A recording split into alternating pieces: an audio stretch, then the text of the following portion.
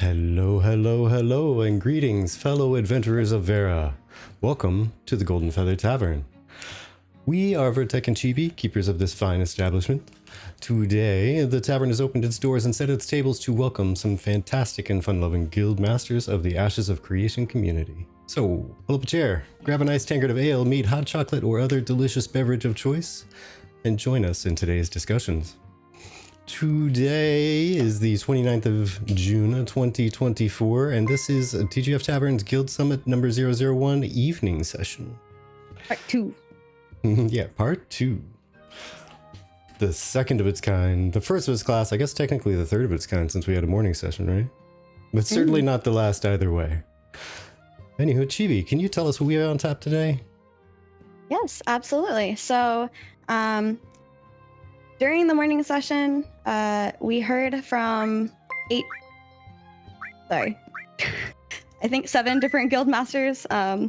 And tonight we're going to be hearing from 8 different guild masters that are from within the Ashes of Creation community. It'll be divided into 2 sections with a 10-minute break in the middle. During the first section, the top 3 questions that were chosen from a poll of the 14 total questions posed by the GMs will be discussed, and we had the GMs vote on their top 3 that they would like to discuss the most from what they brought. And the second part of that will be you guys redeeming your Ask a Question, which will be coming live here very shortly in Twitch. And you can submit a question for about 10 channel points. This is where you, the viewer, can become directly involved with today's topics. Click that redeem, add your question, we'll include it on a poll. This poll will be sent out later in the stream, and you can decide which viewer question you would like to hear the guild masters answer the most. The discussion of viewer questions will start with the number 1 most rated, and we'll work our way down the list as each discussion is exhausted. This will continue for about 20 minutes, and you can change your vote at any time before the deeper discussion begins, so don't be shy. Vote early, vote often. And after that, we'll take a 10-minute break, stretch our legs, refill water, maybe for some of you, grab some dinner. This will occur at approximately 9:40 p.m. Eastern Time. The latter half of this Guild Summit will repeat the same process, but we'll use the morning questions, which Vertek and I will be asking. And you can catch the VOD or on Twitch or YouTube, as it is already present on both. So to see a whole different set of guild leaderships answering questions from each other and our viewers. So the morning is already available, and for those of you watching this on YouTube, part 1 is linked in the description, and for those of you that are here live with us, here is part 1 in case you would like to bookmark it for later. All right. With that out of the way. Yeah, right? Always got to front load all the info like that. So just so you guys know, yes. I'm about to right now turn on that channel reward. Just so you know, you can only redeem 2 of those during the stream. So think hard, enter carefully. There are 2 different times to submit questions, so you may want to hold one for later. Yes. And also please note, due to time constraints, we may not be interacting as much verbally, but we will be present in chat. So please do feel free to engage with us, but understand that our responses may be mostly text. We want to respect everybody's time here because everybody has taken 3 hours out of their evening to come and answer questions live. All right, so now that we've introduced ourselves and the event, let's meet our guests. So please tell everyone joining us who you are, the guild you represent, its main focus or goals, and the desired total member count, either in numbers or in general terms, say like small 0 to 50, medium 51 to 150, large 150 to 300, or enormous more than 300. Axiom, can you please start us off? And then the rest of you go in alphabetical order by name of your guild. Yeah, absolutely. Thanks for having me. So I am AngelCry. I am the guild leader of Axiom. We are a guild based out of North America. We're 18 plus PVX. We're on the larger side, so we're going to be pushing above that 300 plus range. Our goals in AFC are to be, to hit a standard of excellence in whatever we desire to focus on. We want to be known as being respectable and civilized in how we deal with other people on the server. But we also want to be known as being ruthless to those that would oppose us. We heavily value organization in Axiom and clear communication with our membership about our goals and tools that we like to share with the guild. All right. And then Dunhold? Hello, everyone. I am Thogli of Dunhold, the original Ashes of Creation All Dwarf Guild. We are here to establish ourselves a, hopefully, dwarven metropolis with the help of some other guilds that are around. And at some point, role play a little bit, do some raids, do some dungeons, and maybe even try and take over someone's node. So we do a little bit of everything, but the key thing is you do have to be a dwarf. So do near dwarf specifically, but glad to be here and excited to do the summit with all you guys. All right, and Ryve. Ryve Genesis. I'm live in Steven's office, which is rebranded as Genesis headquarters. Genesis Guild is a competitive guild that aims to have a castle is the main thing, and we also want to be on a competitive server and be one of the top guilds on that server. But we also have a casual component, so we are hitting multiple aspects. So we do have a casual and a hardcore component. We have a ton of organization, a ton of plans in place for Alpha 2 and beyond. And we're looking to be competitive. We want to be a patron guild of a Metropolis node, which is a huge goal, along with the castle goal, which I think is the biggest possible goal in the game for a guild. Not something we can accomplish at our current size, but we plan to get quite a bit bigger. We're looking to be around that 300, probably quite a bit bigger if we need to be. We're also looking at a bunch of alliances. If we can make alliances work, we'll go that route. If not, we'll just get bigger. So that is Genesis Guild. All right, Genesis. Thank you. And Nexus. Oh, real quick question. Am I allowed to curse? Please. Yes. Okay. Hell yeah. Let's get this started. I'm Zara, leader of Nexus. We're a competitive MMORPG guild specifically made for Ashes of Creation back when the Kickstarter launched. Competitive means a lot to us. We're going to be focusing on everything we can actually accomplish in Alpha 2 currently. Anticipating that when, who knows. We'll see, hopefully. Beyond that, yeah, we started out ages ago, 7 years ago, and here we are now. Wow, great. I have no idea how to do an introduction, so please refrain from pointing and laughing, but I'm excited to get this show on the roll. Question mark. All of the above. All of the above, everything. Okay, I am, however, going to take note that you did not say we could not point or laugh, just point and laugh, so... Ooh, man. Which Was is that one? the fine print? No, it wasn't. All right, Gosh, and now we have Nova Ordem. Hi, I'm Liniker. I'm the guild leader for Nova Ordem. We are the first Brazilian guild recruiting and active for Ashes of Creation. We've been active ever since 2020.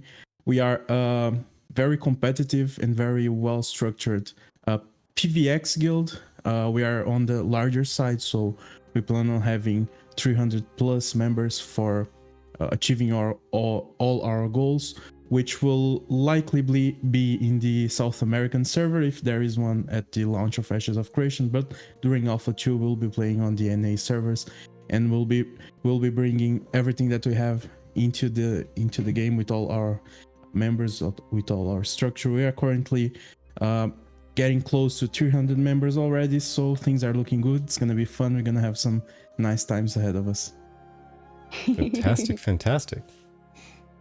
All right, and now we've got suspects.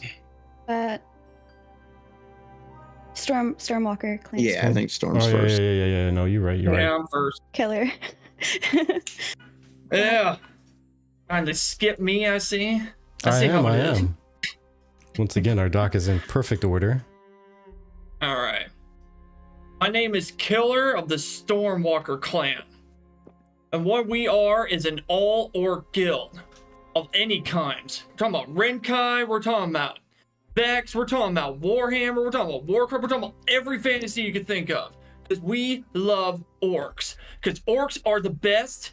They're not, and they're the best of the best, okay? Not like those puny little dwarf beards ones like Dunhold.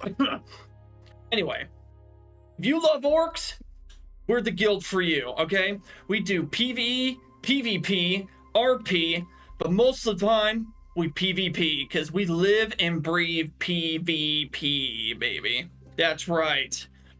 If you love orcs, if you think we're the type that you'd be interested in, come join us, all right? We got a bunch of us all over here. We got all kinds of different orcs. Okay. I'm fired up. I'm disbanding Nexus. I'm joining Stormwalker. I'm sorry. Oh. It has to be done. I'm in. My Okay. orc harem has to come true. Who's gonna run Nexus? I don't know. Sos, please. He wants it anyway.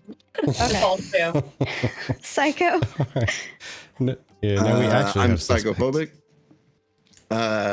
I'm the guild leader of Suspect. We are a mercenary guild. We'll be taking mercenary contracts of all types. We are a PVX guild, so we'll be taking gameplay from all types of players. So, yeah, that's about it. Looking forward to getting in with everybody. Huzzah. Hoo-ha. Fanmx. Yes, I am Fanmx, or in some circles, Fanmx, depending on who's in the room. And Ryve is actually lying. He's with me in my office. He just doesn't want you to know.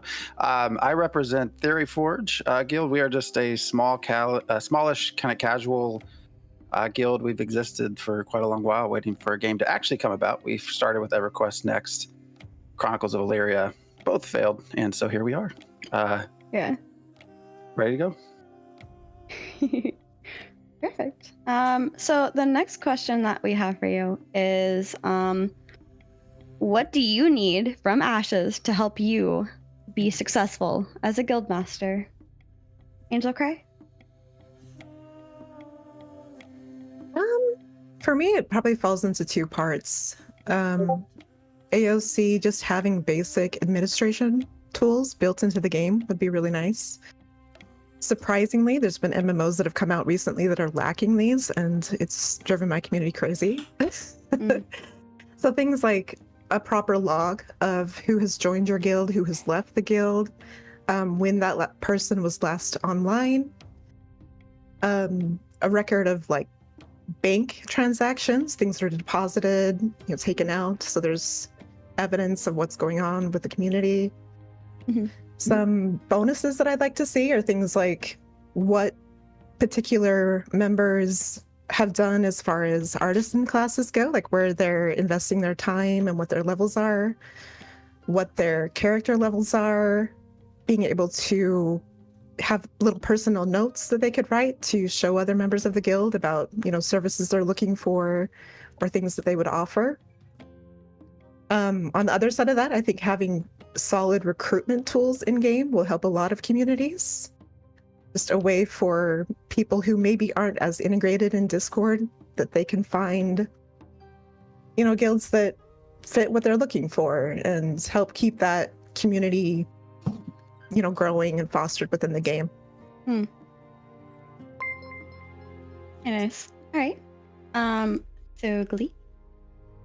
So some big things for me is kind of a lot of logistics stuff, whenever it comes down to parsing information and capturing that stuff somewhere, maybe having some kind of system to where we can take things like Google Docs or anything really and be able to take information from Ashes of Creation to put it either in a mobile app, some kind of document, because it's really difficult long term to kind of make sure that you're having fun being a guild leader, as well as getting the information and organize the best that you possibly can. So I would say that that's probably the route that I would go.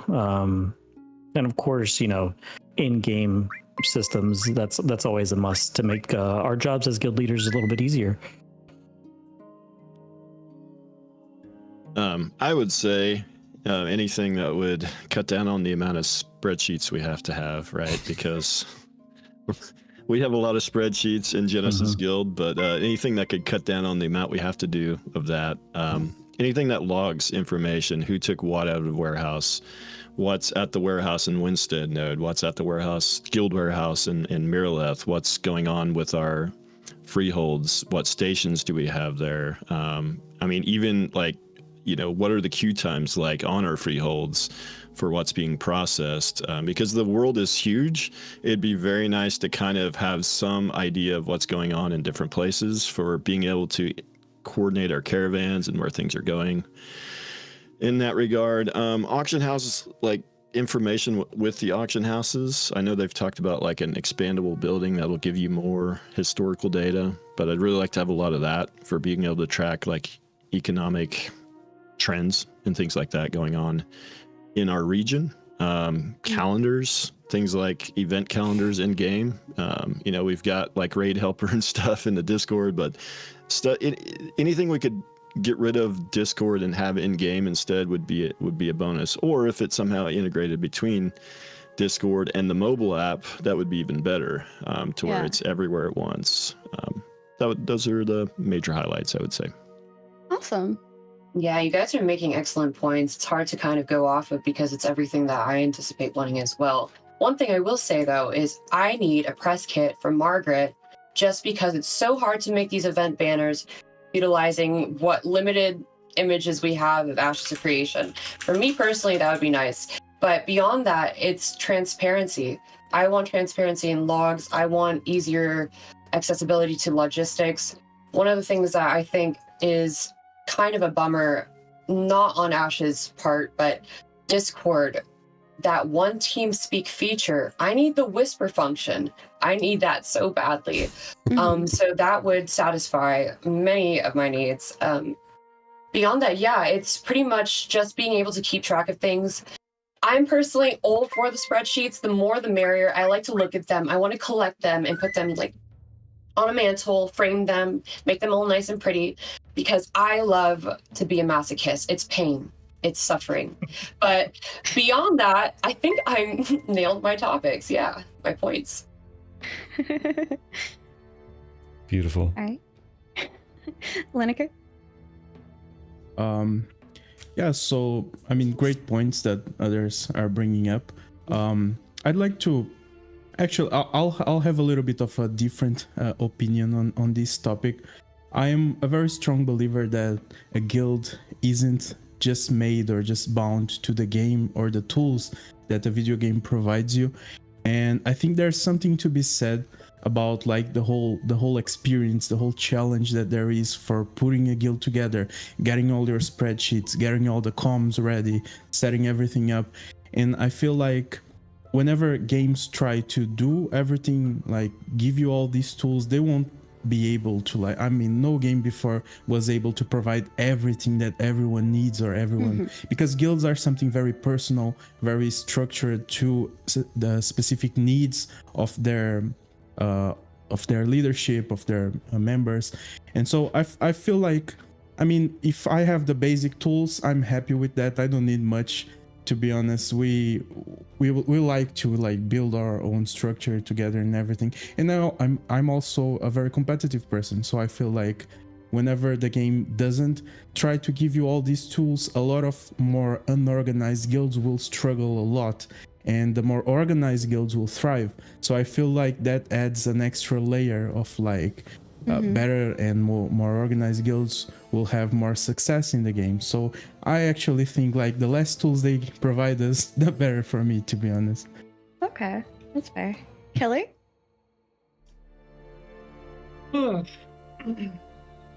I think what would be the best, to me, community is more than what you, I mean, there's always going to be guilds.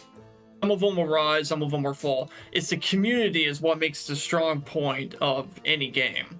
Dedications of the community, the fan base, they are what keep the game alive. They are what keep guilds alive in general.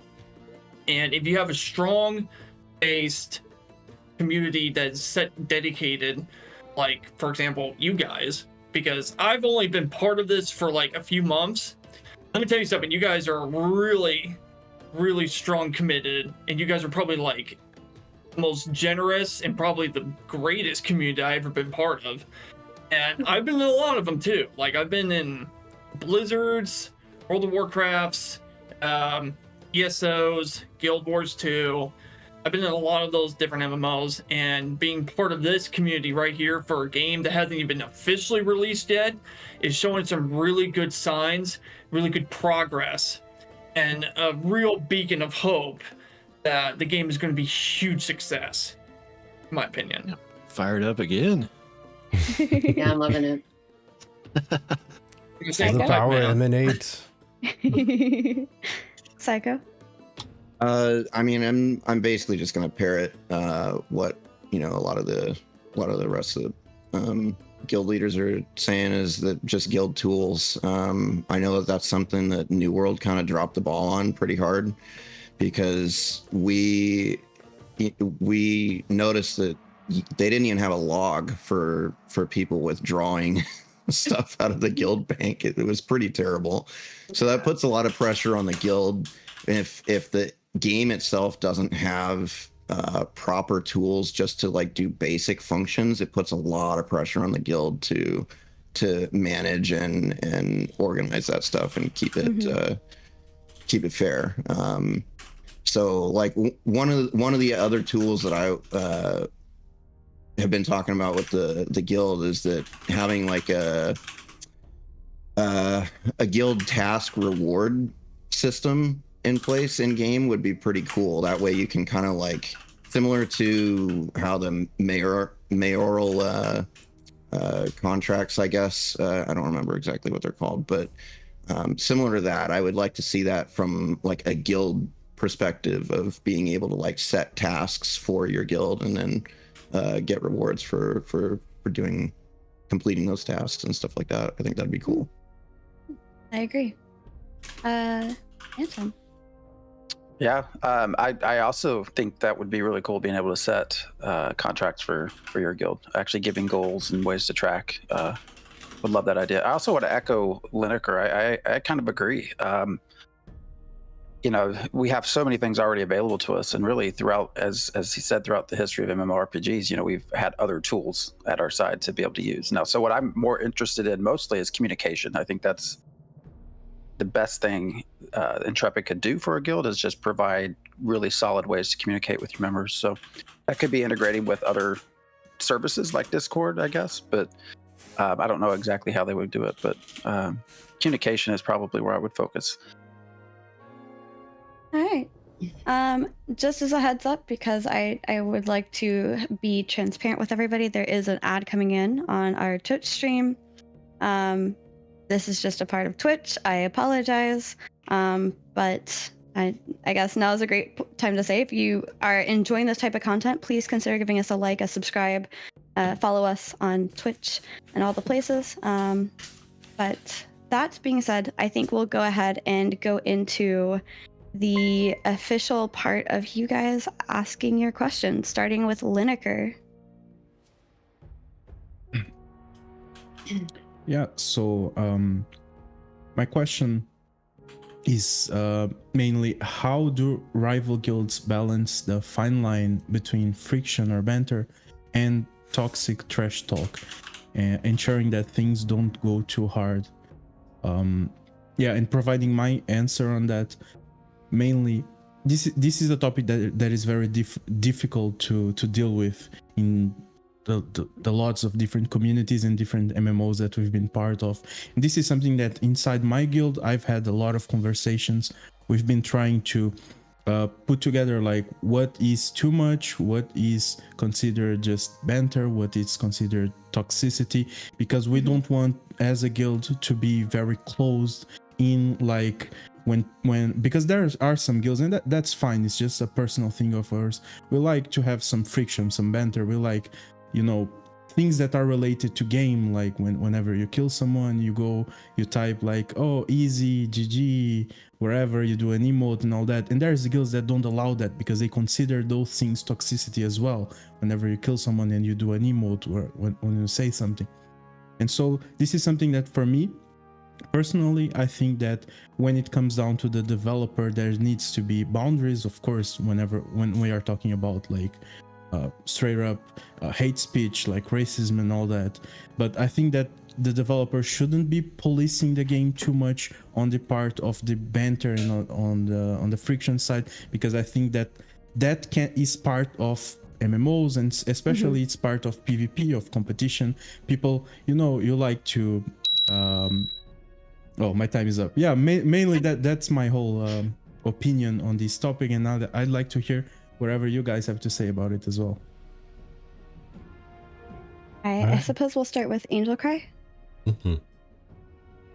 Yeah, I mean, like you said, it's something that's kind of difficult to really draw a line, because there are communities that their entire culture is kind of very toxic, very heavy on the Discord PvP, and like you said, that's okay. That's what they're about. That's how they want to do their thing. But you can't control other people. What you can control is what you have in your house.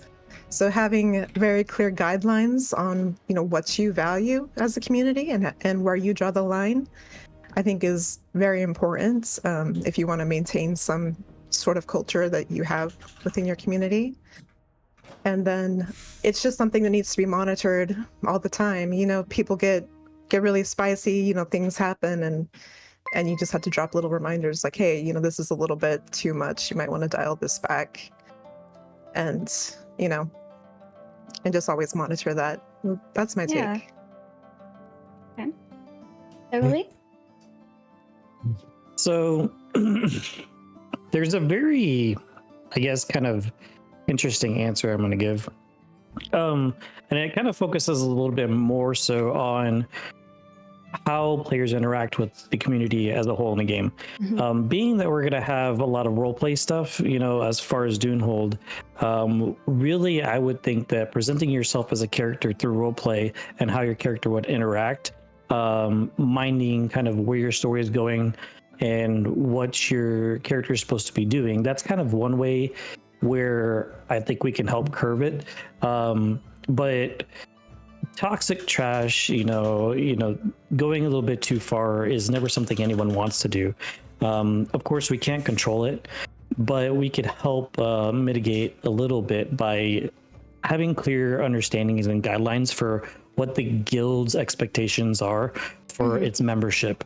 So as long as members know kind of where the boundaries are as to how you're being presented as a guild, that's kind of, I think, the first step in that direction on how to mitigate that. All right.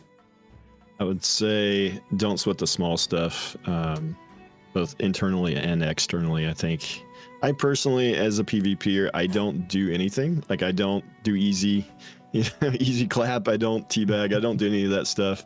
I don't necessarily want to get to the point where I'm like banning or coming down on my own members if they do a little bit of banter. It's just when it gets to a different level. I mean, certainly like doxing people and certainly real life type of stuff, which will happen.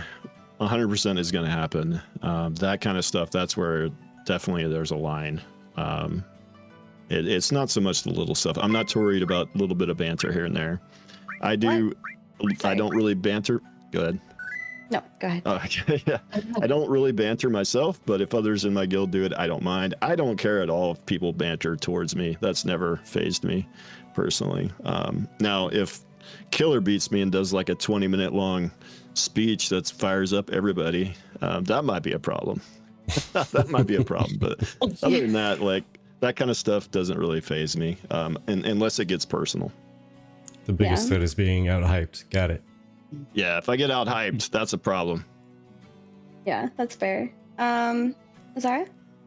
Yeah, so moderation is definitely key. It depends on what you're willing to take and what you're willing to push out. For me personally, I have no problem getting a little intense sometimes. I don't know. Like, for example, today, Overwatch, I had somebody who was BMing me in a match, and I was like, okay, 1v1 me. And then you stand on business, and I won, by the way. just so you guys know, I'm built different. But like that kind of stuff is funny, and I doubled down at the end of it. I made it a point of like, you wanted to instigate this, you wanted drama. I'm not going to start, empathizing all of a sudden because you lost, and all of a sudden it's GG. Like if, for example, two people come up behind me in the middle of the woods when I'm playing Ashes of Creation in game, and they try to attack me and take my loot, and I stop them, right? I'm absolutely gonna like give a little bit, right? Like that is well deserved in my opinion. I think there's balance though. Obviously you can't stop what other people do, and how they integrate and interact with you and your community. But overall, yeah, I think that it's really about what you want, who you're recruiting into your community. You should be well aware of the standards that you're setting for the people involved. If they start straying from that, then I don't think that you've done a good job at conveying what is desired, what culture you're trying to build. Right.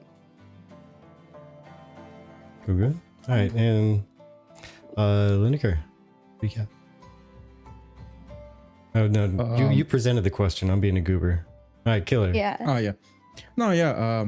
So it was nice hearing all the different opinions. Yeah. Yeah. No, for me but mainly. Liniker will circle back to Killer. Oh, okay. Oh.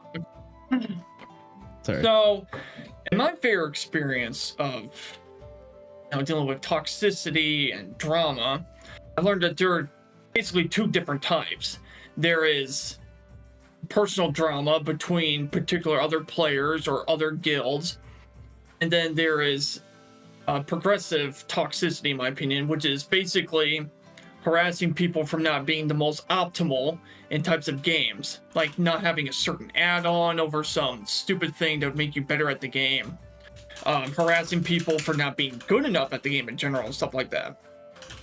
And in my fair opinion is that people just usually just take up the fun out of the game in general because of their trying to optimize themselves to be better than someone else. Mm-hmm. And the way how it seems into Ashes, it's a lot more balanced than it appears compared to like other MMOs or other games out there that have all this high intensity competitiveness. You're always going to get that in every community. The best way to do it though is to have it more controlled, more matured, polished, and to have it more of a, hey, this is just a friendly little rivalry thing between two rival guilds and stuff like that. I mean, I've had my fair share of talking smack against another guild too, but it's all fair sports because I know that in reality they probably would beat me. All right, Psycho. In Suspect, we use a quote, diplomacy is the art of telling others to go to hell in such a way that they ask for directions. So I love that.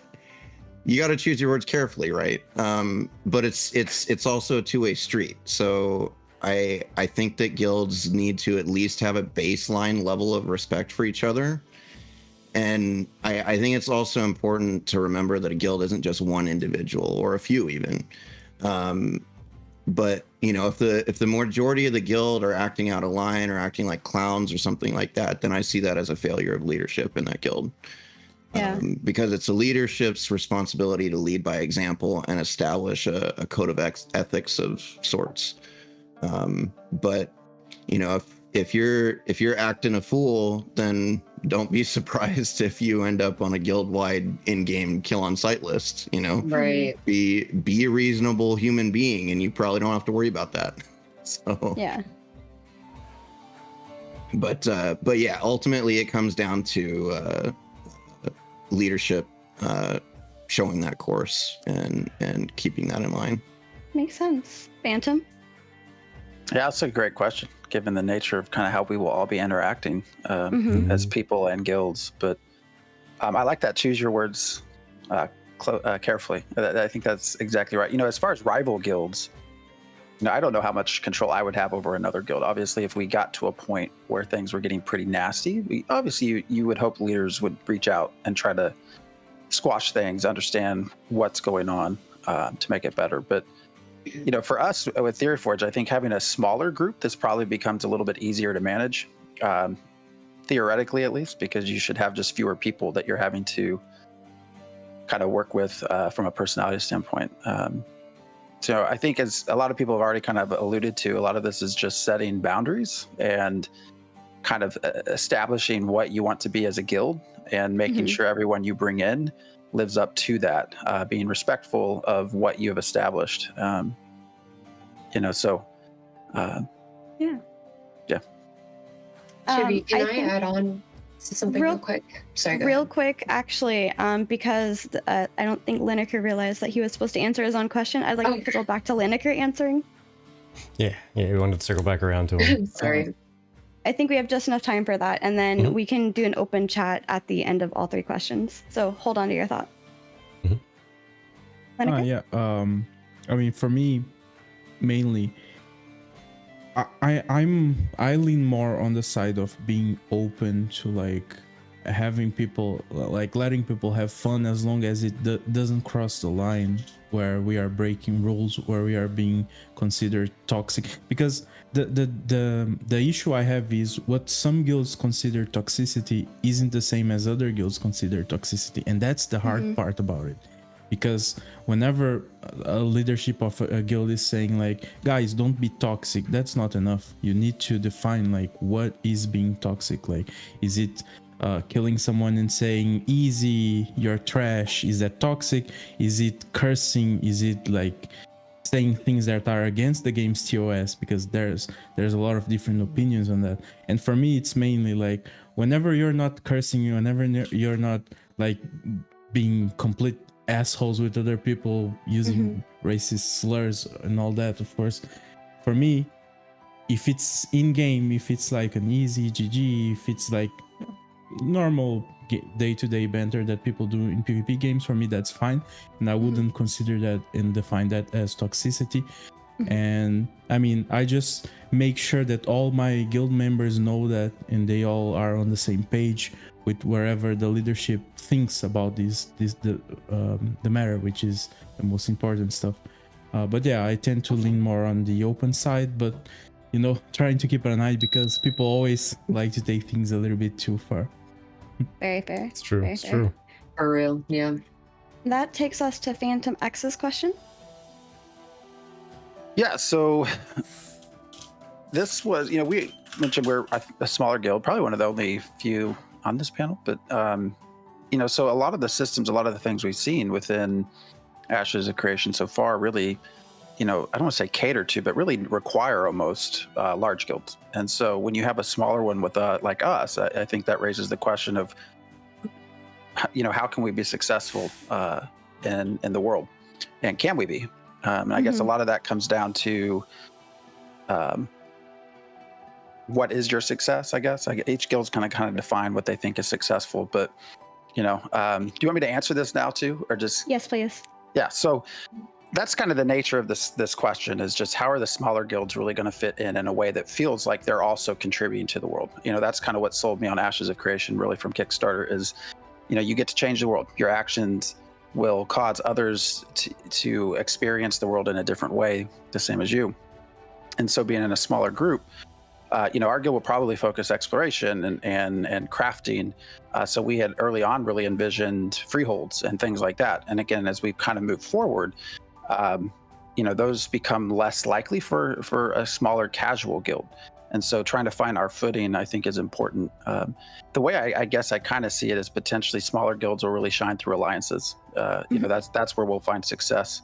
It's just who your allies are, and what can you contribute in sort of smaller quantities to those larger groups as a whole. But yeah, that's where that question came from. Awesome. Angel Cry? Yeah, I mean, like you said, I think that everyone defines success differently, and a small guild of friends who like to play casually and just work on their freehold and have a good time, like, to them that is success.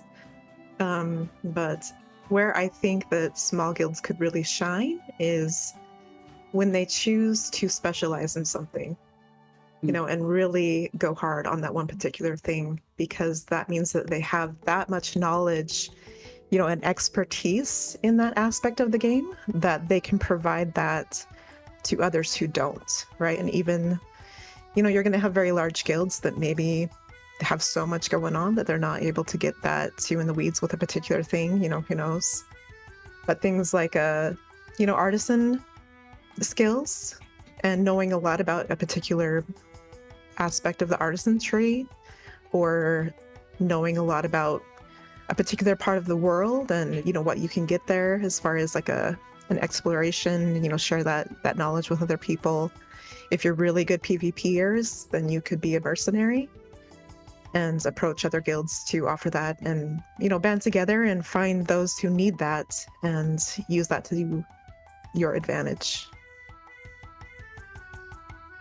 Very nice. Ugly. So I guess I originally saw this question and I was like, small? What do you talk about small? Like, is that a dig against us dwarves? Like, what's going on here?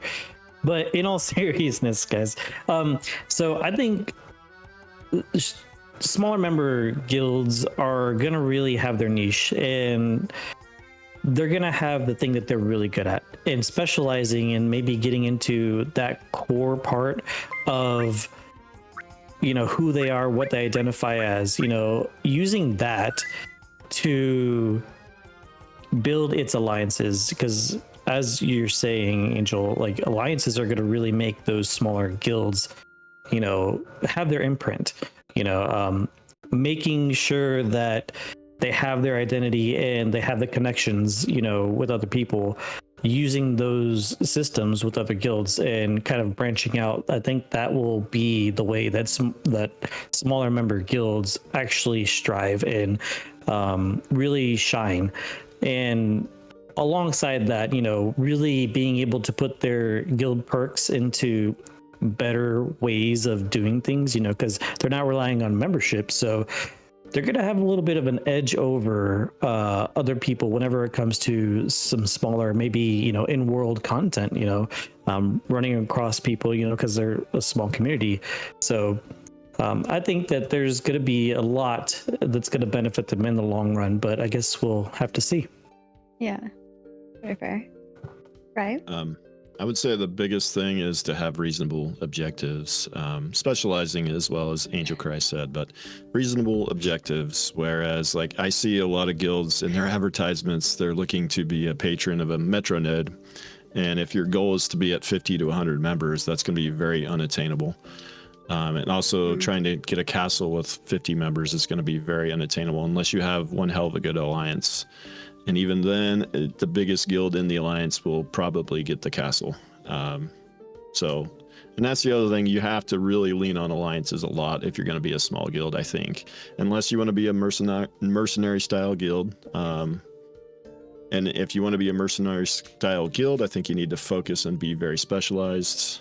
And I would say that's probably the key things. Most of the good points have already been taken, I would say. Yeah, Zara. Ryve stole the words right out of my mouth. It's definitely about setting reasonable expectations as a small guild. You can't accomplish everything. Don't go into this game thinking that you're going to be able to do everything and be everything. Specifically, as well, to elaborate on becoming a niche, that could have so much utilization for other communities. Procuring a certain item or consistently providing resources for somebody in alliance or other, that will be very important if those aren't commodities, if they're not easily accessible for people. I would like to further understand how mercenaries will be balanced. Will those other communities and other small guilds actually utilize mercenaries in the way that most people imagine it in their head? How fruitful will those interactions be? So I think that it's one of those things you have to run in simulation. Hopefully within Alpha 2 people can enact that. I am personally curious as well, as somebody who intends on growing a larger community. Will I still have the desire to recruit mercenaries and make that establishment? But yeah, everybody makes excellent points. Liniker? Yeah, I think like what other people said, it all comes down to like the definition of success, because the truth is, like in MMORPGs like Ashes or like EVE Online, all these games that have very social systems and accommodate large guilds, they all kind of mimic real life in very different aspects, like when it comes down to how empires developed with warfare and all that. And numbers do matter a lot, and they should matter a lot, because it's very hard to get all those numbers while maintaining a very well put out organization system. It's not that hard to be a Zerg, but to be a large and organized guild, that takes a lot of effort. So if your plan is being in a small guild, you need to accommodate yourself inside that society, and having realistic expectations, like everyone else said, that you're not gonna be able to compete against other large and organized guilds on your server, but you do have the opportunity to fill up holes that are needed inside. You can find a niche, you can find objectives that you can put yourself in, that you can dedicate yourself. And even if you are a small guild but you are full of very dedicated, very hardcore players, sometimes those guilds, they can have a very important part inside of those large scheme societies made up by lots of different guilds. Killer? So I used to run a really big guild back when I was running a guild called the Red Fangs and World of Warcraft Season of Discovery on a Chaos Bolt server, and that went down to shit's creek very fast because I had a whole zerg of incompetent people left and right. And if anything I've learned is that now I would rather just have a small guild of people I actually trust, dedicated and competent members, than have a spurg of morons that I have to constantly manage 24/7. So I would rather be a small guild where I would just be more selective in my recruitments, be more time taking, having a big small group of orcs just going out there doing mercenary stuff for fun. Now, I wish I could be a big guild. Maybe one day I could if I could get, enough trustworthy officers and later on the process. I don't think that would be I think that would be a thing that would happen eventually later on. I mean, Ashes of Creation's release won't come out in a few years or longer. I don't know when. I got all the time to keep building up this set of a Stormwalker Clan, and later on, maybe, hopefully, I might end up running an old node system. But honestly, I think it'd be better off if you start off small and then start growing slowly in the process. Yeah. Killer?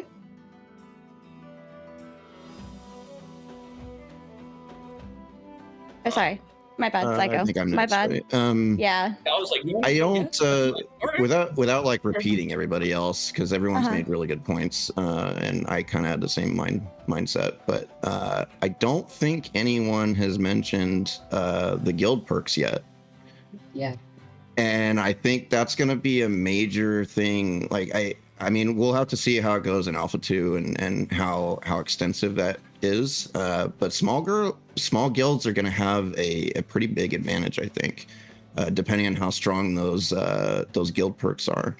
And another advantage I think that they're going to have too is they're probably going to be far more agile when it comes to reacting to unexpected content of dynamic server events happening and stuff like that. It's a lot easier to get a small group of players organized and grouped together and on the move quickly versus larger guilds that can sometimes be pretty cumbersome and slow to react to stuff like that. Very fair. Phantom? Oh, I kind of answered it, I think, when I asked it. Oh, sorry. Yeah, I apologize. I'm No, I do want to managing, say guild perks. I actually, yeah, that is not something I taught. That's a great thing to add here. We don't really know how that's going to impact all this, and especially with Right. alliances. So that's a really great point. Yeah, Ryve, your question? Yeah. Ryve Genesis of Genesis Guild asked, what do you think will be the bigger source of drama in Ashes of Creation? Guild-to-guild disputes or node-to-node disputes?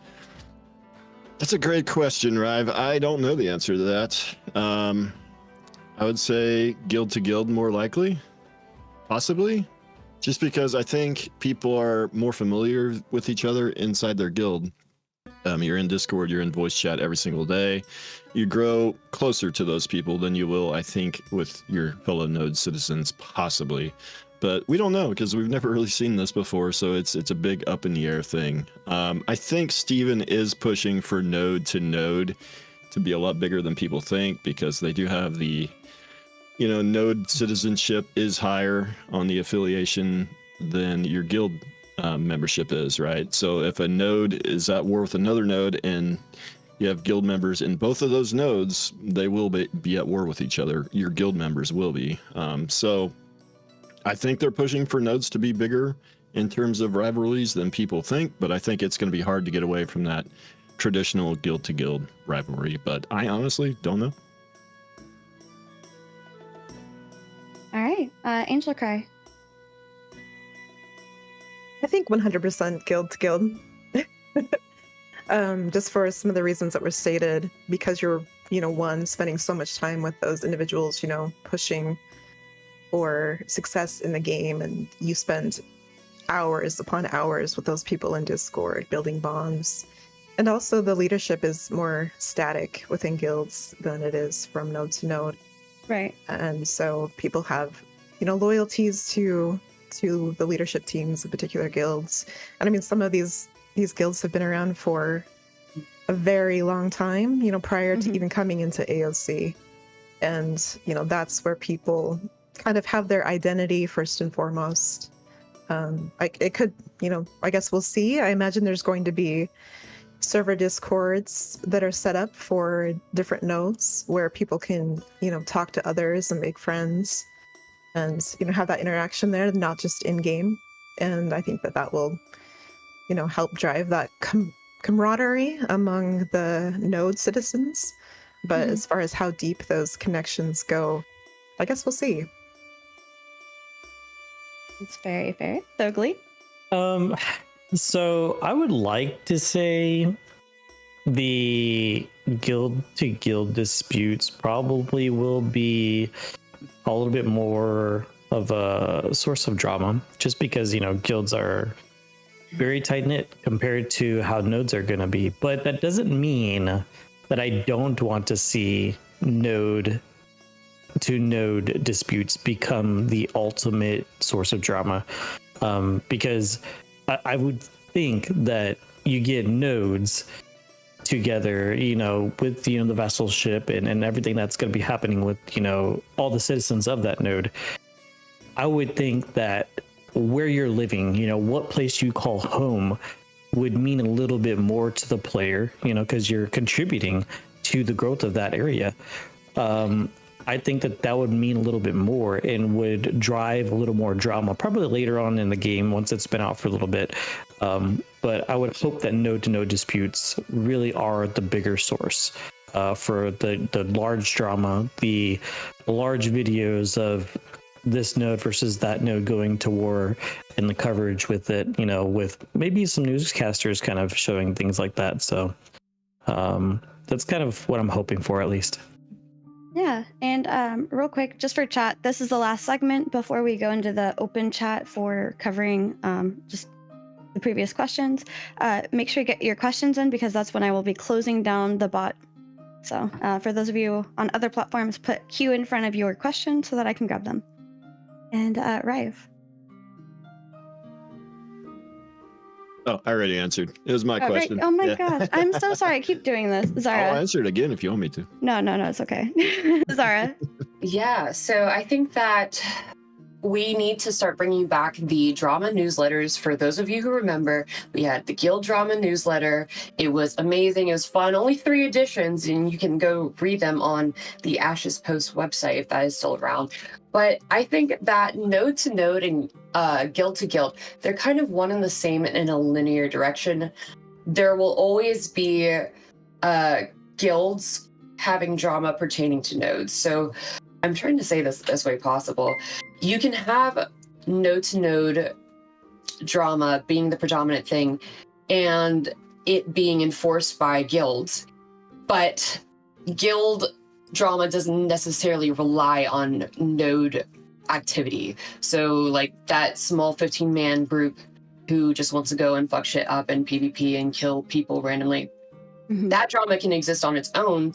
But I think a lot of the node drama itself will be reinforced by guild, just beef expansion, demolition, taxes, anything of that notion. And it doesn't necessarily even have to be a guild. It could be a small, unorganized community or a band of friends. It's still technically an organization. I think that I would, if I had to rely on one, it would probably be guild to guild, just because of the whole doxing conversation, doxing out in people, doing the worst thing ever. That can exceed a limit. So yeah. Awesome. Fair. Liniker?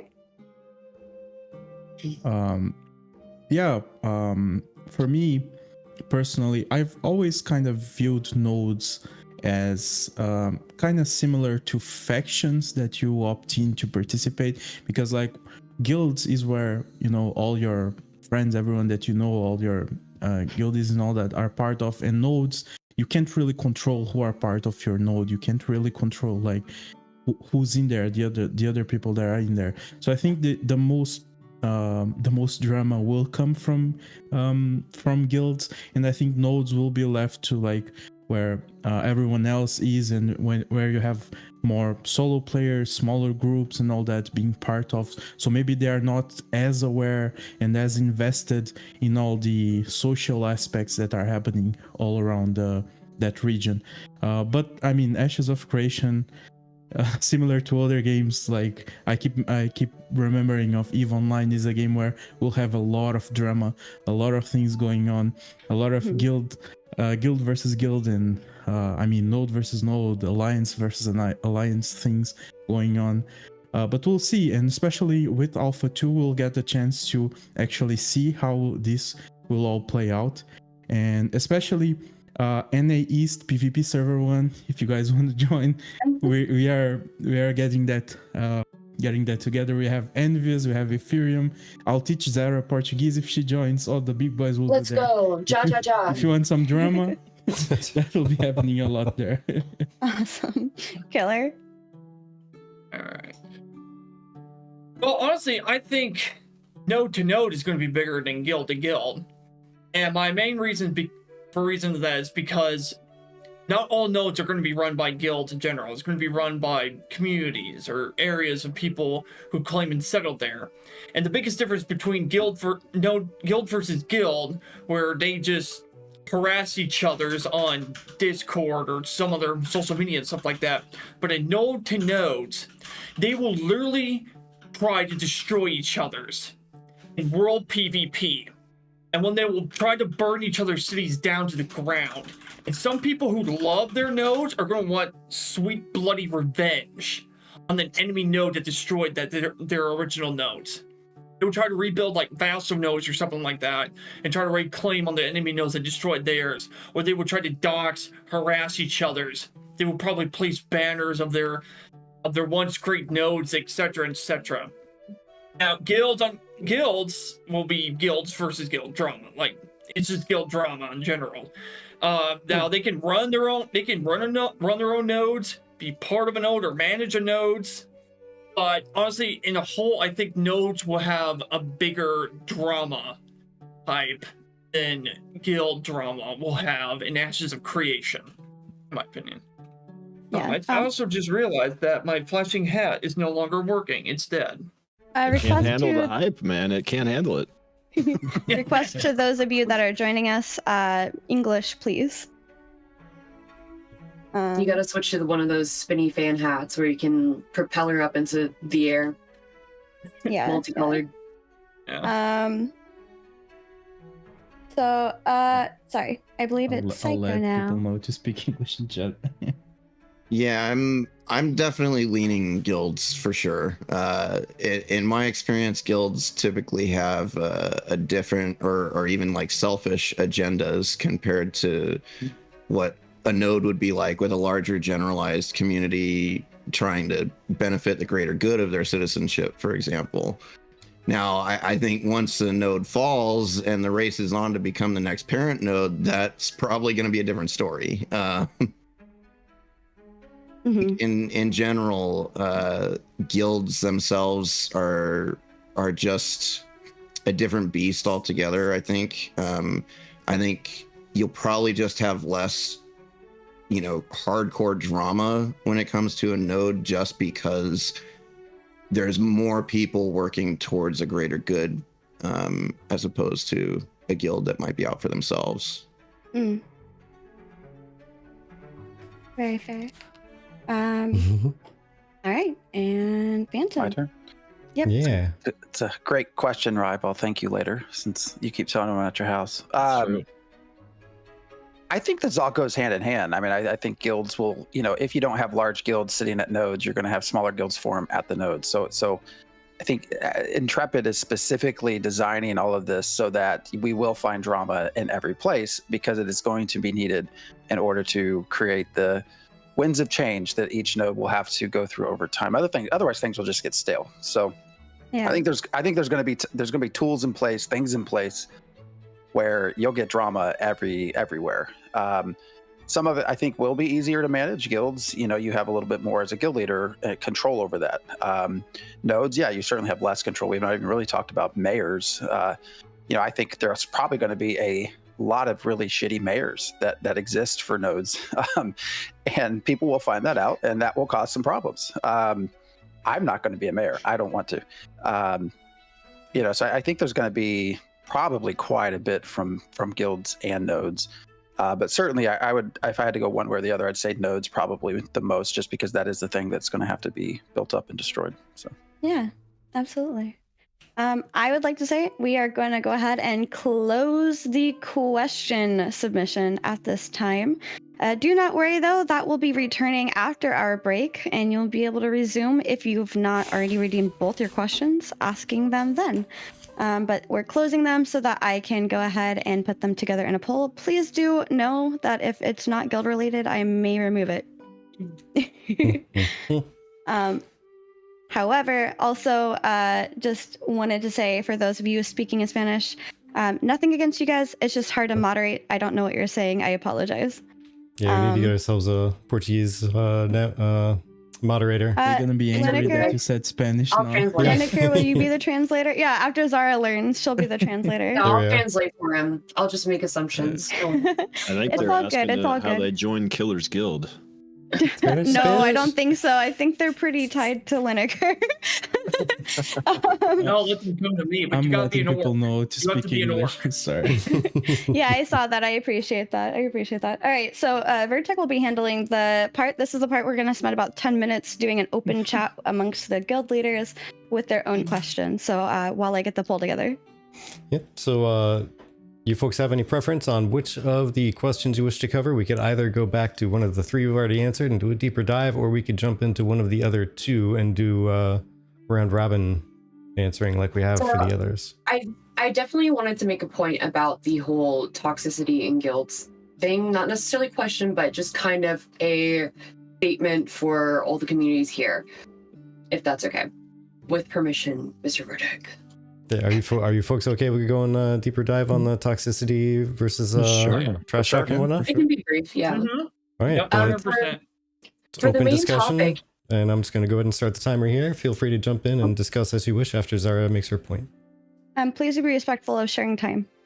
Yes. So mainly my focal point was we have to do the due diligence to ensure that that level of toxicity, as in doxing, harassing outside, finding people's wives, children, stuff like that, is not allowed. Even if it's not a mechanic or properly monitored in game, we have to, in my opinion, exile those who are doing those actions. I don't think that has any place in the MMO community. I know people are more than capable of doing that, but to some degree, I understand we have like a responsibility. So excommunication is my personal thing. They have no relevance, beat them into the ground. Even if like two communities aren't on the best of terms, but this one asshole community is making itself known, I think that communication is very imperative between guild leaders to ensure that the fun can continue, because there's people out there who intend on ruining it, and I don't think that's fine. So that was the main point I wanted to make. More emphasis on that. I kind of disagree because it goes into a groupthink mentality. Like, who's to say who is toxic versus not? It's very much an opinion kind of point of view, because like, I forget who said it earlier, like certain toxicity is different from guild to guild, like, and to have any kind of situation where the community is like up in arms and saying, no, these guys are bad, and they're on a hit list, ban them, kill them, do whatever you can to make their lives miserable is a horrible way to go about it, because it doesn't promote the community aspect. I think that conversations should be had first. I'm not reinforcing the narrative of witch hunt, to be clear. I'm emphasizing specifically for those who are obviously doxing people, who are known to be actively pursuing others in a harassful manner. And harassing means finding their address, calling them up, swatting them if they're a streamer. So I think that the definition of toxicity in that regard is specifically to the extremist level. I don't mean necessarily like teabagging or something like that. I don't want to witch hunt for that. That's just not a wife and kids. Please don't do that. I think we can all agree once it crosses out of the game that's problematic. And I think one of the nice things about us doing this so early in this process and getting to know everybody is I think everybody today and probably this morning would feel very comfortable going to a guild leader saying, look, this is a problem. And it would be taken serious. Yeah, by the way, the poll is up, so please vote for which question you would like answered. Just FYI real quick. I think whenever it crosses that line that it goes outside of the game, I think it like what Zara is talking about, like harassment, doxing, going after people in real life, that's no longer considered like toxicity in any means. That's like straight up something that shouldn't be allowed, even the slightest. And I think all the guilds should be doing their due diligence to prevent that, of course. What for me, when I was talking, when I was asking this question mainly is because I've been on both extremes of this. I've been part of guilds, like I've played European servers for the most part of my life, and I've been in guilds that they were very strict, like you couldn't even say GG after a PvP because they would consider that toxic. And I've been part of clans in Rust that there's absolutely no moderation at all that you can do. So it's very interesting to be part of all the spectrum that there is. But yeah, I think some things are just straight up crossing the line for sure. I think I just to kind of point back to the point that I was making earlier, I think that everyone just needs to have at the very least a base level line of respect to kind of prevent this from happening. I mean, everyone has their own, it's relative, right? But I mean, if you try to be a reasonable human being, then you probably shouldn't have to put up with that stuff. So I think it's again, it's up to guild leadership to set that tone and enforce it when it's necessary. Oh, I'm gonna add a little personal history to mine about that topic. Hell yeah. Once had members in my guild who I've trusted for years from now, but they didn't like the way how I was too nuanced with like typical drama that was happening within the guild. I wanted to hear from both sides of the situation, but they didn't think I was acting fast enough, in their opinion. And their ultimate response was just nuking my Discord all in general, and then splitting off to another, form their own guild in general. And that left a real bitter taste in my mouth when they did that kind of thing to me. I generally, how did I deal with that situation was just generally, I just warned the entire community about what they've done and who they are. I wouldn't say it's actually witch hunting. It's more like a warning that these are a type of irrational people you don't want to play with. And generally, yeah, they were considered to be the most hated in the entire server and in the entire community in general. And then when our server got locked, I'm talking about World of Warcraft Season of Discovery, by the way. And by the time the server got locked, we all had to server transfer to the bigger streamer server, where they got completely eaten alive by the bigger top dogs of the community. But so did too. We also got chewed up pretty much as well. But what I'm trying to say is basically to deal with these most toxic people in the world who try to harass or nuke your Discord, you basically prevent them from ever doing that again by completely warning everyone. And I mean everyone in the whole gaming community, genres and everything. At least that's the way how I handle it. That definitely plays into the whole exile and excommunication thing. When I say witch hunt, witch hunting to me means absolutely punishing them in every facet. I think in game that's perfectly normal, but to, you know, unless obviously they bring it to the extreme of doxing and harassing your family, please notify the police. But trying to ruin their lives in the way of, oh, I'm going to call your mom and let her know how scummy you are. You know, like, we don't resort to their level. We exile, excommunicate. Like, for example, I have multiple guild leaders who come to me in my DM saying, hey, just so you know, there's this member in our community. They're no longer a part of it. They had some bad tendencies. I'm just warning you so you know. And that is how we do our due diligence, by you tell me, you provide the receipts about what happened, and I will make an educated, you know, evaluation later on if the need ever arises, right? And I think we kind of, to some degree, owe it to each other. Obviously, I don't see you guys necessarily having the best of relationships with each other all the time, but when it benefits both parties, I think definitely take the opportunity. And done. I agree with that. I like your another. questions. I like your Sorry, answers Judy. a lot. No, I just want to say I really like your answers, but I also wanted to say that the poll is ending and is closed. So I will be giving that to the guild leaders right now.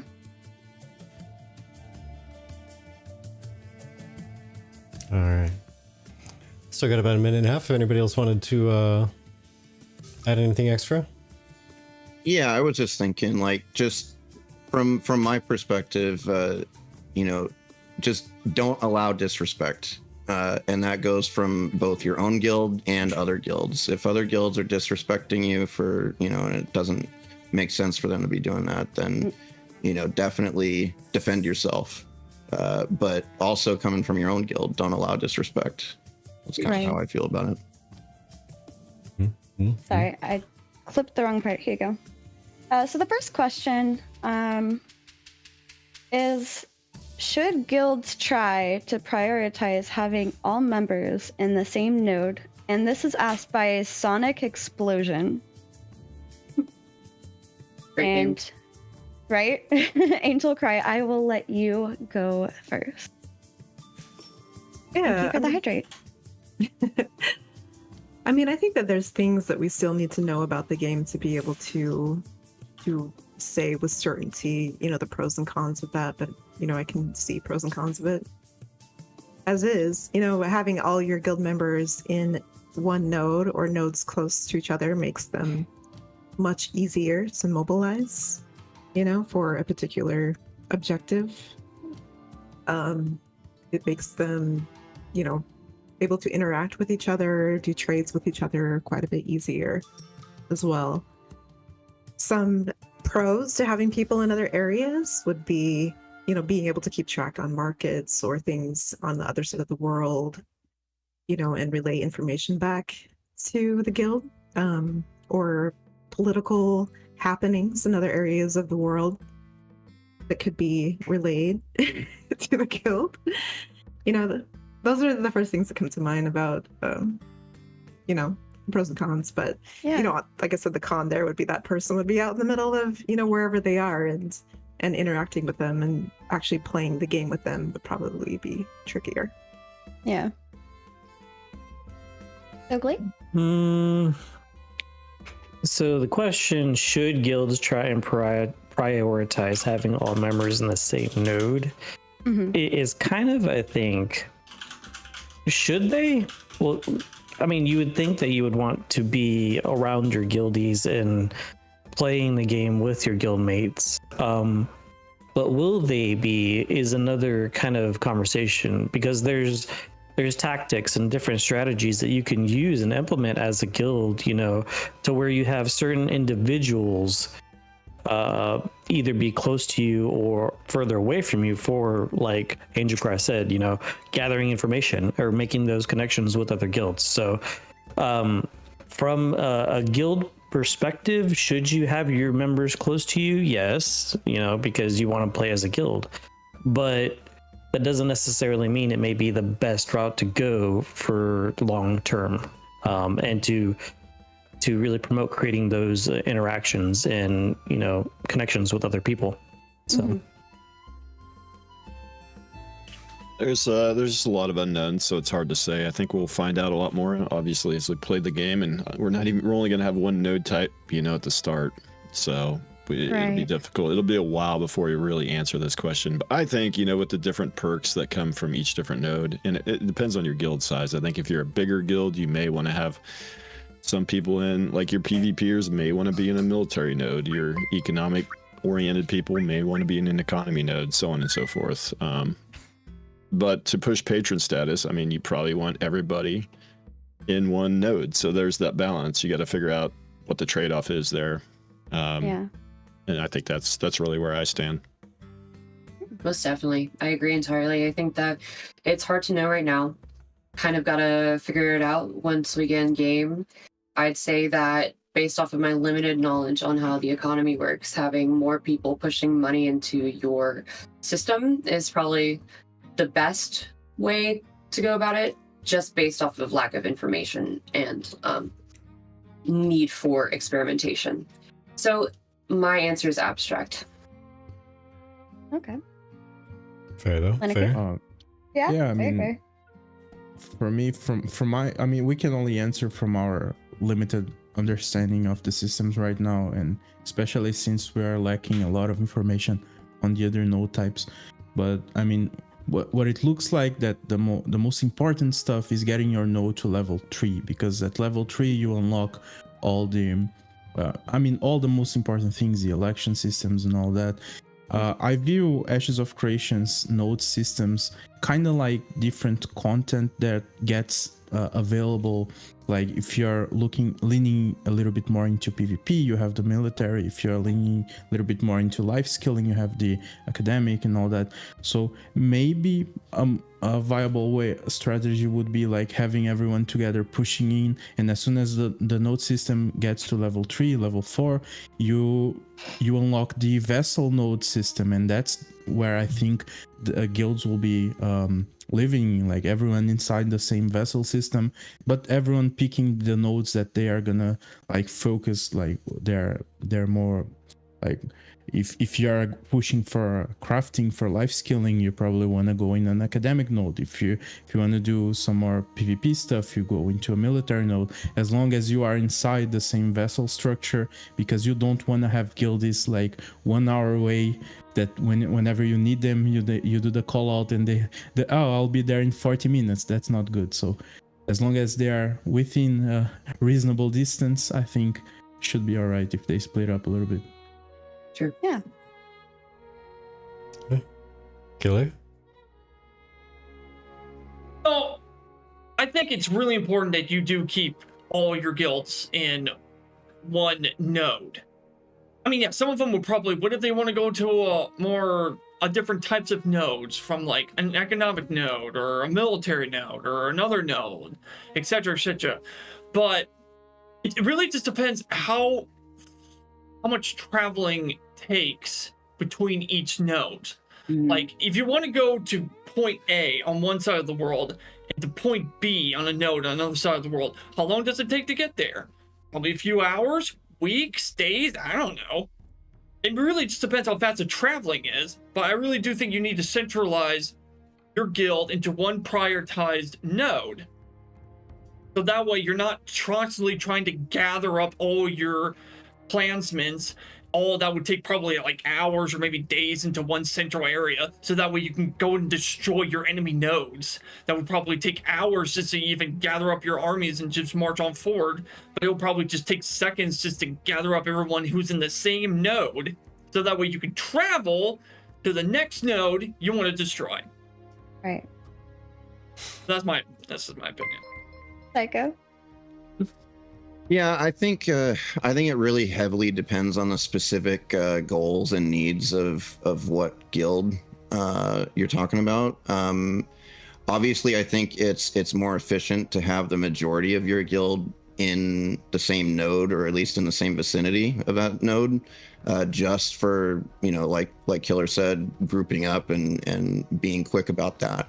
But I also don't think it's a bad thing to have members in other nodes peppered around the world, because from a mercenary guild's perspective, like Suspect, I view it as more of a geographical advantage, especially because you have to assume that some of those guild members in other nodes are probably going to have freeholds, and we could, if they're willing, we could technically use those freeholds as a sort of a pseudo forward operating base, basically, and a staging area to meet up for our other contracts and whatnot. And then you have the family system too, which can facilitate some fast travel and whatnot. So Yeah. I think it just depends on the goals of the guild and what the needs are specifically.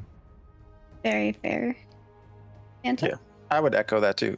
A lot of this questions, it's a great question. I think it comes down to, your goals and your size. I would imagine a smaller guild like our guild, you're going to be highly specialized. So staying around one node probably makes sense.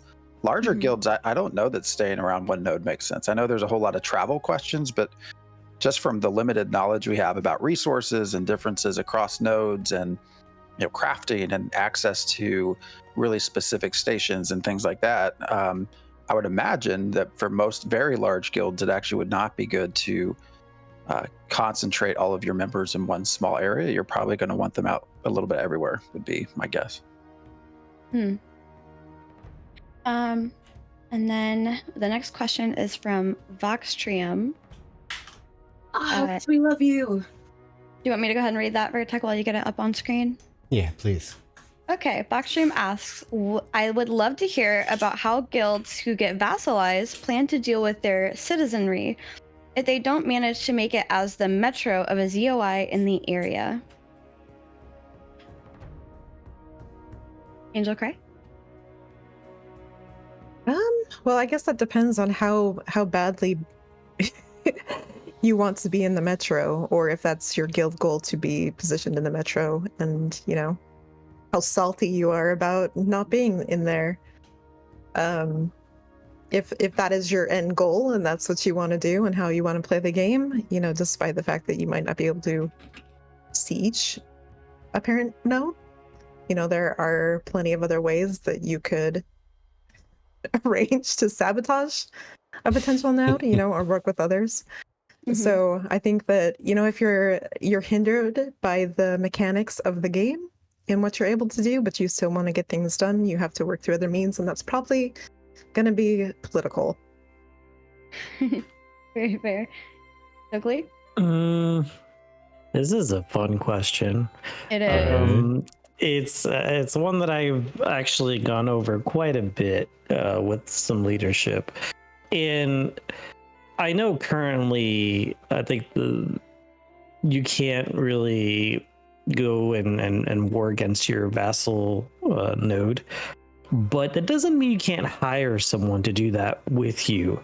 Someone else, in a guild, maybe across the way, that you may be able to just shove some gold their way, and provide them with some unique benefits and or items that may be regionalized. That's kind of where I get into coming together and finding out who is also on your server and being a community as much as Ashes is.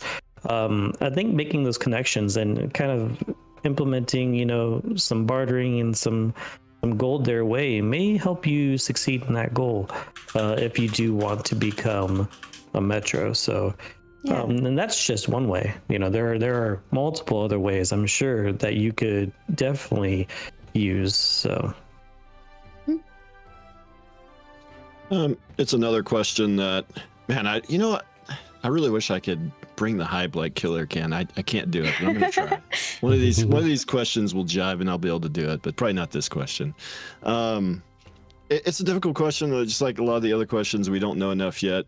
The bottom line is they've talked about having a soft cap, for node citizenship, and there's 85 nodes. There's only going to be 5 stage 6 nodes.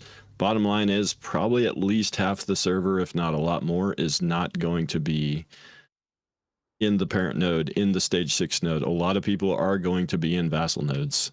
And I don't know that being in a vassal node is a penalty, because you get benefits from your parent node. You can still go to the parent node and use the crafting stations. You might not get discounts on the crafting stations and stuff like that. Mm-hmm. But I don't know that it's that big of a deal to be in a vassal node. And a lot of people are going to be in vassal nodes unless you want to pay an exorbitant fee to be a member of a metro node. I don't think it's necessarily going to be worth it. But this is all theory and speculation. Yeah. Zara? Yeah, so it really depends on perspective. Sour grapes, right?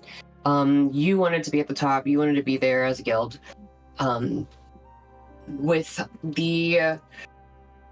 I'm kind of in a similar sense as Ryve. Are you willing to persevere through this with the expectation that you can eventually move up in the world, or are you going to cut your losses, move somewhere else? It really depends on what your short-term goals are, or long-term. I don't know, it varies. It is something that Vox, you and I, we did discuss, and by the way, check his post out on the forums, his solution to the way vassalized nodes work. It is just one of those things that I would like to see. Once again, unfortunately, I hate that this is the default answer. I have to see into play. I have to know what kind of position we are in the community, how we're faring. Does being in a vassalized node benefit us at that time? So, and also how easy it is to transition into maybe a more benefiting node or position, right? So cutting your losses, moving elsewhere, could be beneficial. You never know. You could take a gamble. So, yeah. Liniker? Yeah. Well, I think for me, at least for my guild personally, nodes, they won't control how or dictate how we are going to play. We'll control what we do no matter the outcome of whatever the node states are. Our main goal is the castle anyway, so if being in a metro is is beneficial for that goal, fine, we'll be there. If we are pushing a node and for some reason that node gets vassalized by some other node, we'll play around that.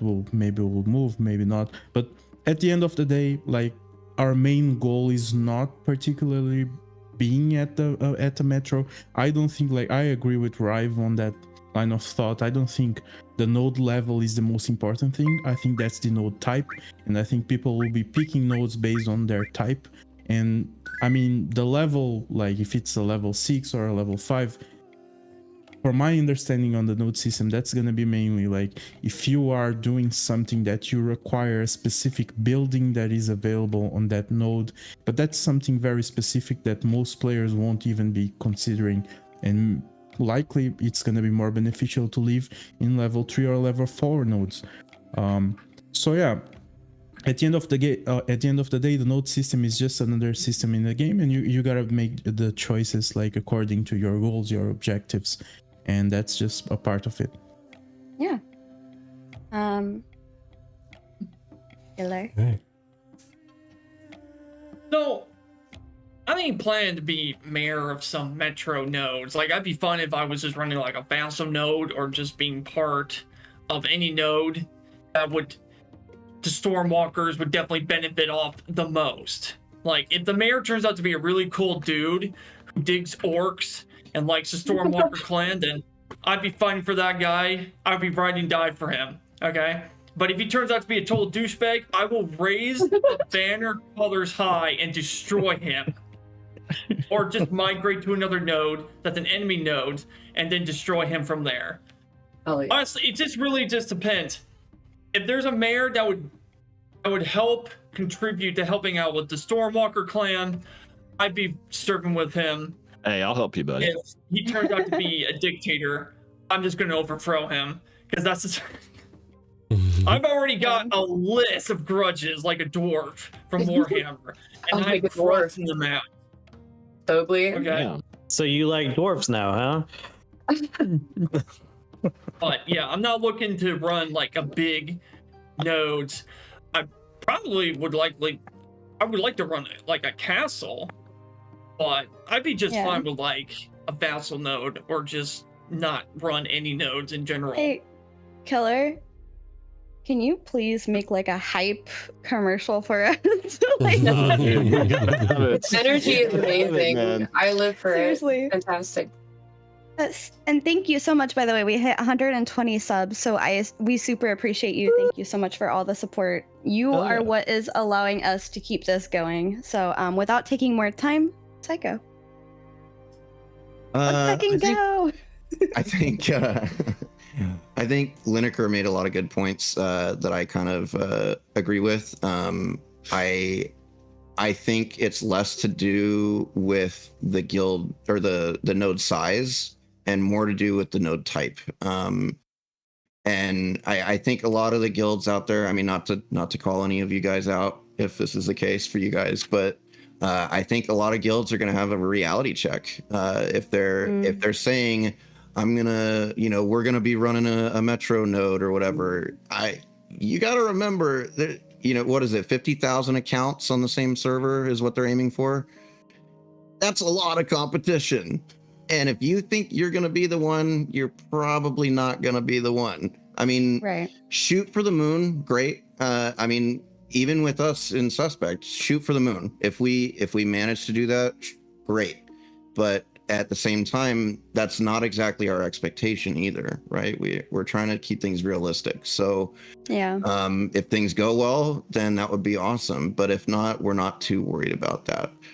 We're still going to be doing our own thing, just like Liniker was saying with his comment, is that, guild comes first. We've got our own priorities. So awesome. Banta?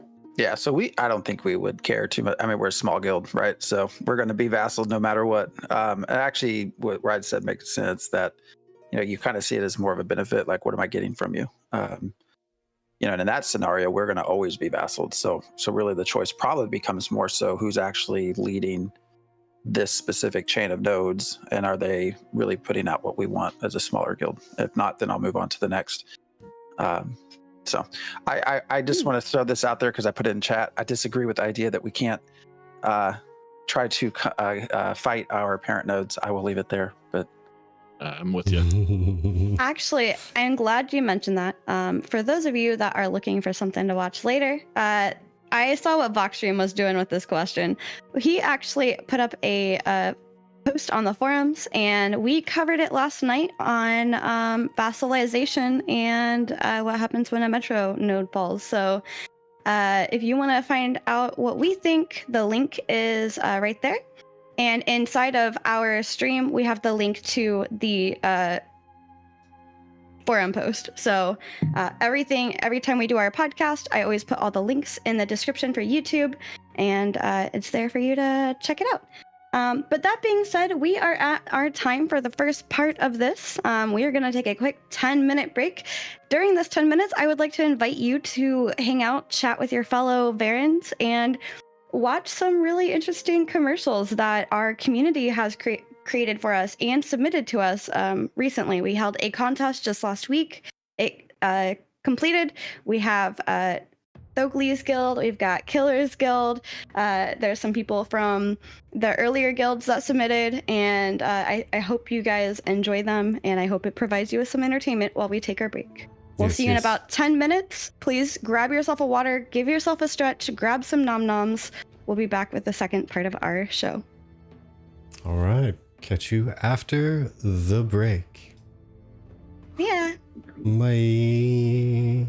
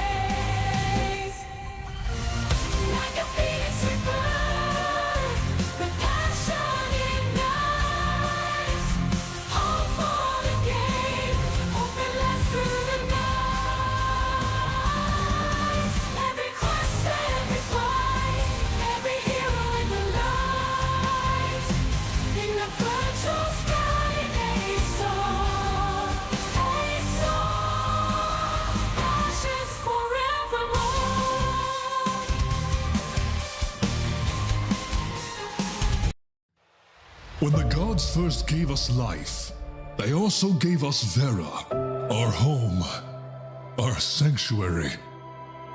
Until the Harbingers appeared in the night and brought corruption into our world.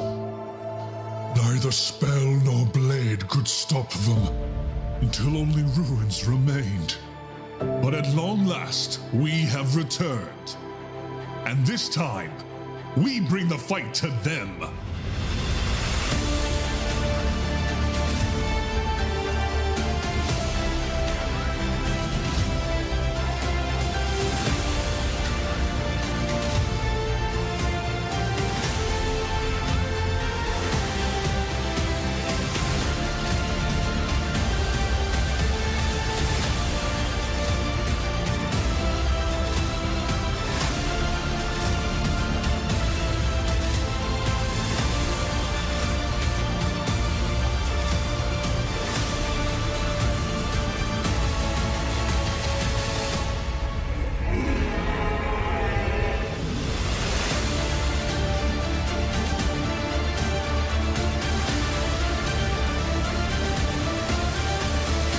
Register now.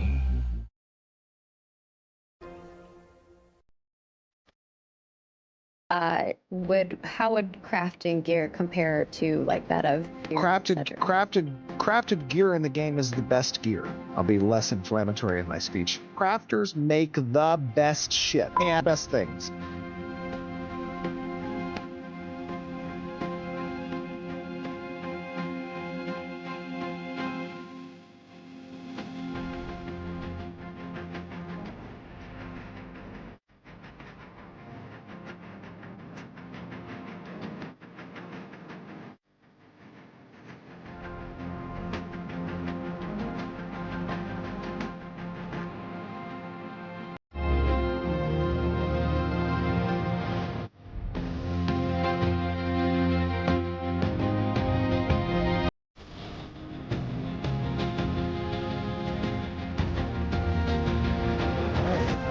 Alright, I apologize, everybody.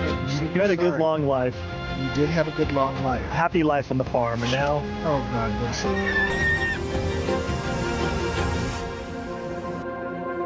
And remember, this is a work in progress. This is something that we are still expanding upon, something that we are still improving. It is never truly finished, but of course, it is getting close to Alpha 2 ready.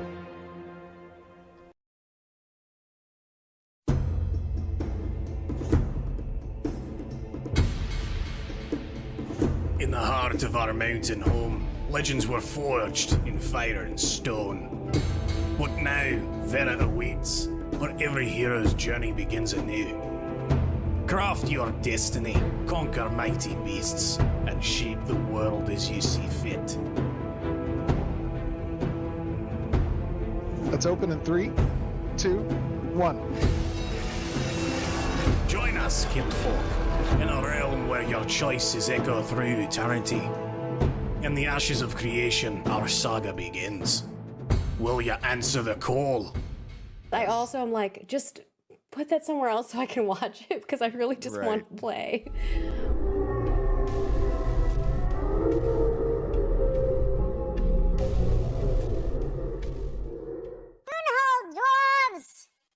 Are you or someone you know bored with modern video games? Do you spend hours dredging through the pits of Steam looking to fill your needs as a gamer? You could be suffering from a brand new affliction called loop fatigue. Symptoms of loop fatigue include hostility, depression, agitation, overeating, hallucinations, or any other signs of mental insanity like reactivating your World of Warcraft account for the 14th time. Some gamers suffering from loop fatigue would rather do real-life chores like mowing the lawn, washing the car, or God forbid, cleaning their room, rather than doing even one more daily quest. Loop fatigue can be devastating to your gaming career, but there is hope. World-renowned businessman, video game developer, and of course medical professional Dr. Steven Sharif and his intrepid team are developing a cure. Known mostly by its street name Ashes, you'll wake up every day excited by the prospect of hours of gameplay free from the dreaded in-game loop. With its patented breakthrough formula and all-new proprietary ingredient called Nodes, you're guaranteed to give Ashes a thumbs up. Possible side effects of Ashes include long gaming sessions, restless leg syndrome, neglected children, extreme fun, carpal tunnel syndrome, sexually frustrated spouses, skyrocketing electric bills, broken homes, bed sores, and a good time. If you experience an erection lasting more than 4 hours while on Ashes, do not call a doctor, as this is proof the product is working.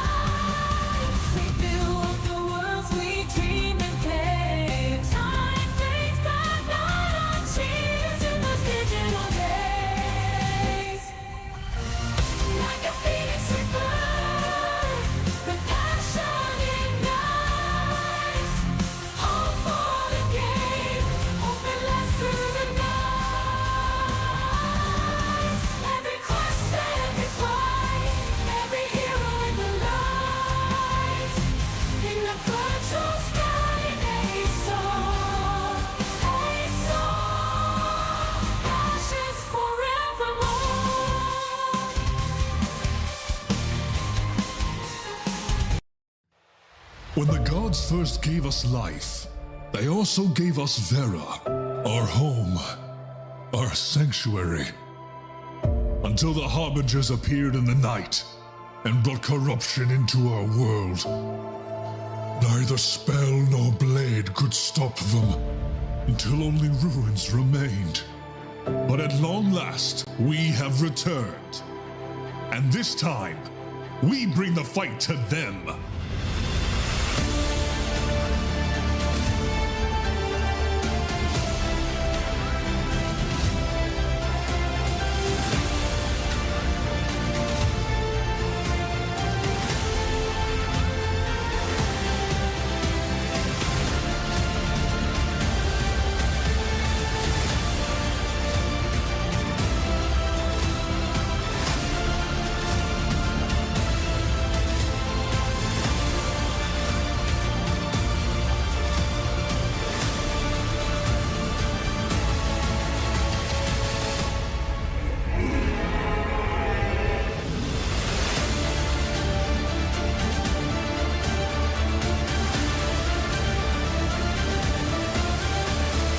Register now. Hello, everybody, and welcome back once more to the Guild Summit here at the Golden Feather Tavern. We are now in our second half, which is going to go just almost exactly like the first half. So if you liked what you heard then, you're probably going to love what you hear now, because it's more of the same great stuff. Yes. And we're going to actually switch gears and ask the questions that the Morning Guild Summit group have put forth and voted on. And I don't know what is happening with the docket. It's moving everywhere. Okay. Sorry, I don't know what happened with that. The first question is by Kash of Black Talon Trading Company. In regards to guild management, what do you feel is the largest challenge a guild leadership team will face in regard of running a guild in Ashes of Creation? Also, the redeems for us submitting your question are now live, so please feel free to use those. We will have MrKryptic go ahead and kick us off. Man, I think it kind of applies across managing groups of people in a lot of different environments. One of the things that comes to mind, I guess, managing burnout for people who maybe are going really hard, or they put a lot of time and then they get burnt out on the game, or they're putting in a lot of work to keep the guild going, and you know that can get exhausting after a time. So being mindful of the burnout levels, managing interpersonal issues, arguments and drama within the guild would be another one. And then I think also just managing the identity of your guild and expectations. Like if you go into this game and you're like, I'm going to dominate the world, and that's what your members are expecting of you, and you don't do that, you know, there's going to be problems with that, right? Same with like dealing with losses. You know, everybody takes a hit now and then. No one's going to win 100% of the time. And just being able to bounce back after a loss is also another challenges that guild leaders have to deal with. Okay. All right, and totally. So there's a lot. There's a lot that guild leaders have to kind of deal with in their tenure. Honestly, I think probably the biggest thing is engaging members in kind of hoping and making sure that they're actually happy with the direction of the guild. Getting those heartbeat checks, having those one-on-ones, you know, really hoping that where you're going as a guild is where everyone in your guild can really band behind. And normally, yes, the goals and what you present the idea of the guild to be, that'll help. But honestly, it's the interactions, as MrKryptic, you know, kind of touched on with understanding, who these people are and what they're wanting to enjoy and what they're wanting to see as far as your guild is going to be there for, so it's very much a difficult task, but I think it's the community engagement, really. So. Right. For me, I would say, it's an open world game. So if you're more familiar with theme parks, which a lot of people are these days, there's a lot more chaos. Things are not on set schedules. Bosses are on random respawn timers. Anybody can kill the boss. It's not in an instance, right? So you can't plan things real neatly. We're going to do this right now. There is some instance things, of course, but the majority of content is open world. So you have to account for that. There's a lot of chaos in open world content. You don't know how many players are going to be at that boss when you go there. You don't know what kind of interference you're going to run into. You don't know, how many crazy mayors there are going to be, and you got to band your orc empire together to go fuck them up. You just don't know what you're going to run into. Oh, yeah. Okay. Mom always said PVX was like a box of chocolates. Oh my God. Zara? So, yeah. For me, it is realizing that you have to take it with stride. Failure is a part of the process. For a game like this, it's entirely going to be a new experience. Nobody is going to go into it entirely knowing exactly everything about it and how to overcome every situation. So recognizing that you don't know everything, guild member, guild leader perspective is very imperative to the process. Only thing is once again, I agree with Thogli, cultivating a community that is okay with failure, improving themselves upon failure. Being ready and eager to improve and persevere is 100% the only thing you can baseline, minimal ask. For me, at least, I think that's one of the most important things is perseverance and the desire to improve. So, it's really just take it with grace. You're not going to win all your encounters. Setting reasonable expectations is important. But yeah, and then obviously, influences from leading in other MMORPGs will translate over to some degree. But I think everybody will be on the same playing field, at least for Alpha 2. Everybody's going to be trying to be as efficient, data gathering, all that stuff. So, yeah, it's going to be fun, the playground. Liniker? Yeah, I think while it is going to be fun, I think it's also going to be a reality check for a lot of guilds, because especially nowadays, it's been a very long time since an MMORPG like Ashes of Creation has come out, and a lot of those guilds that are getting ready for AOC never played a similar game to Ashes of Creation.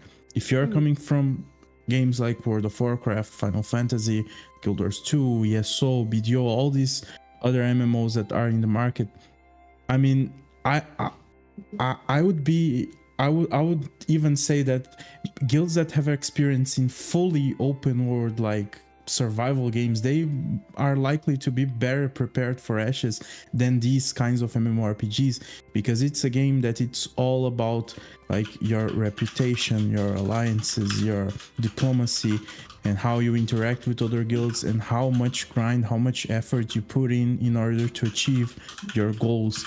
And people are going to get frustrated with loss because there's consequences for dying, there's consequences for getting locked out of content, there's consequences for pretty much every action that you take in the game. And I always go by 4 words that really helped me in other games and other guilds that I've been part of, which is adapt, analyze, improve, and just get better in general, because something that people will need to do is learn with their mistakes, analyze whatever they're doing, improve, and just put everything better next time, basically. Killer? The hardest part is literally managing everything. PvE, PvP, RP, gathering, dramas, conflicts with other guilds, community dramas, etc., etc., all of that stuff. Everything you have to do with everything. You have to advertise, recruit for your guild. You have to give your guild a purpose. You gotta make it when it sticks out from everyone else. You have to give it a reason to why people want to stay within this guild.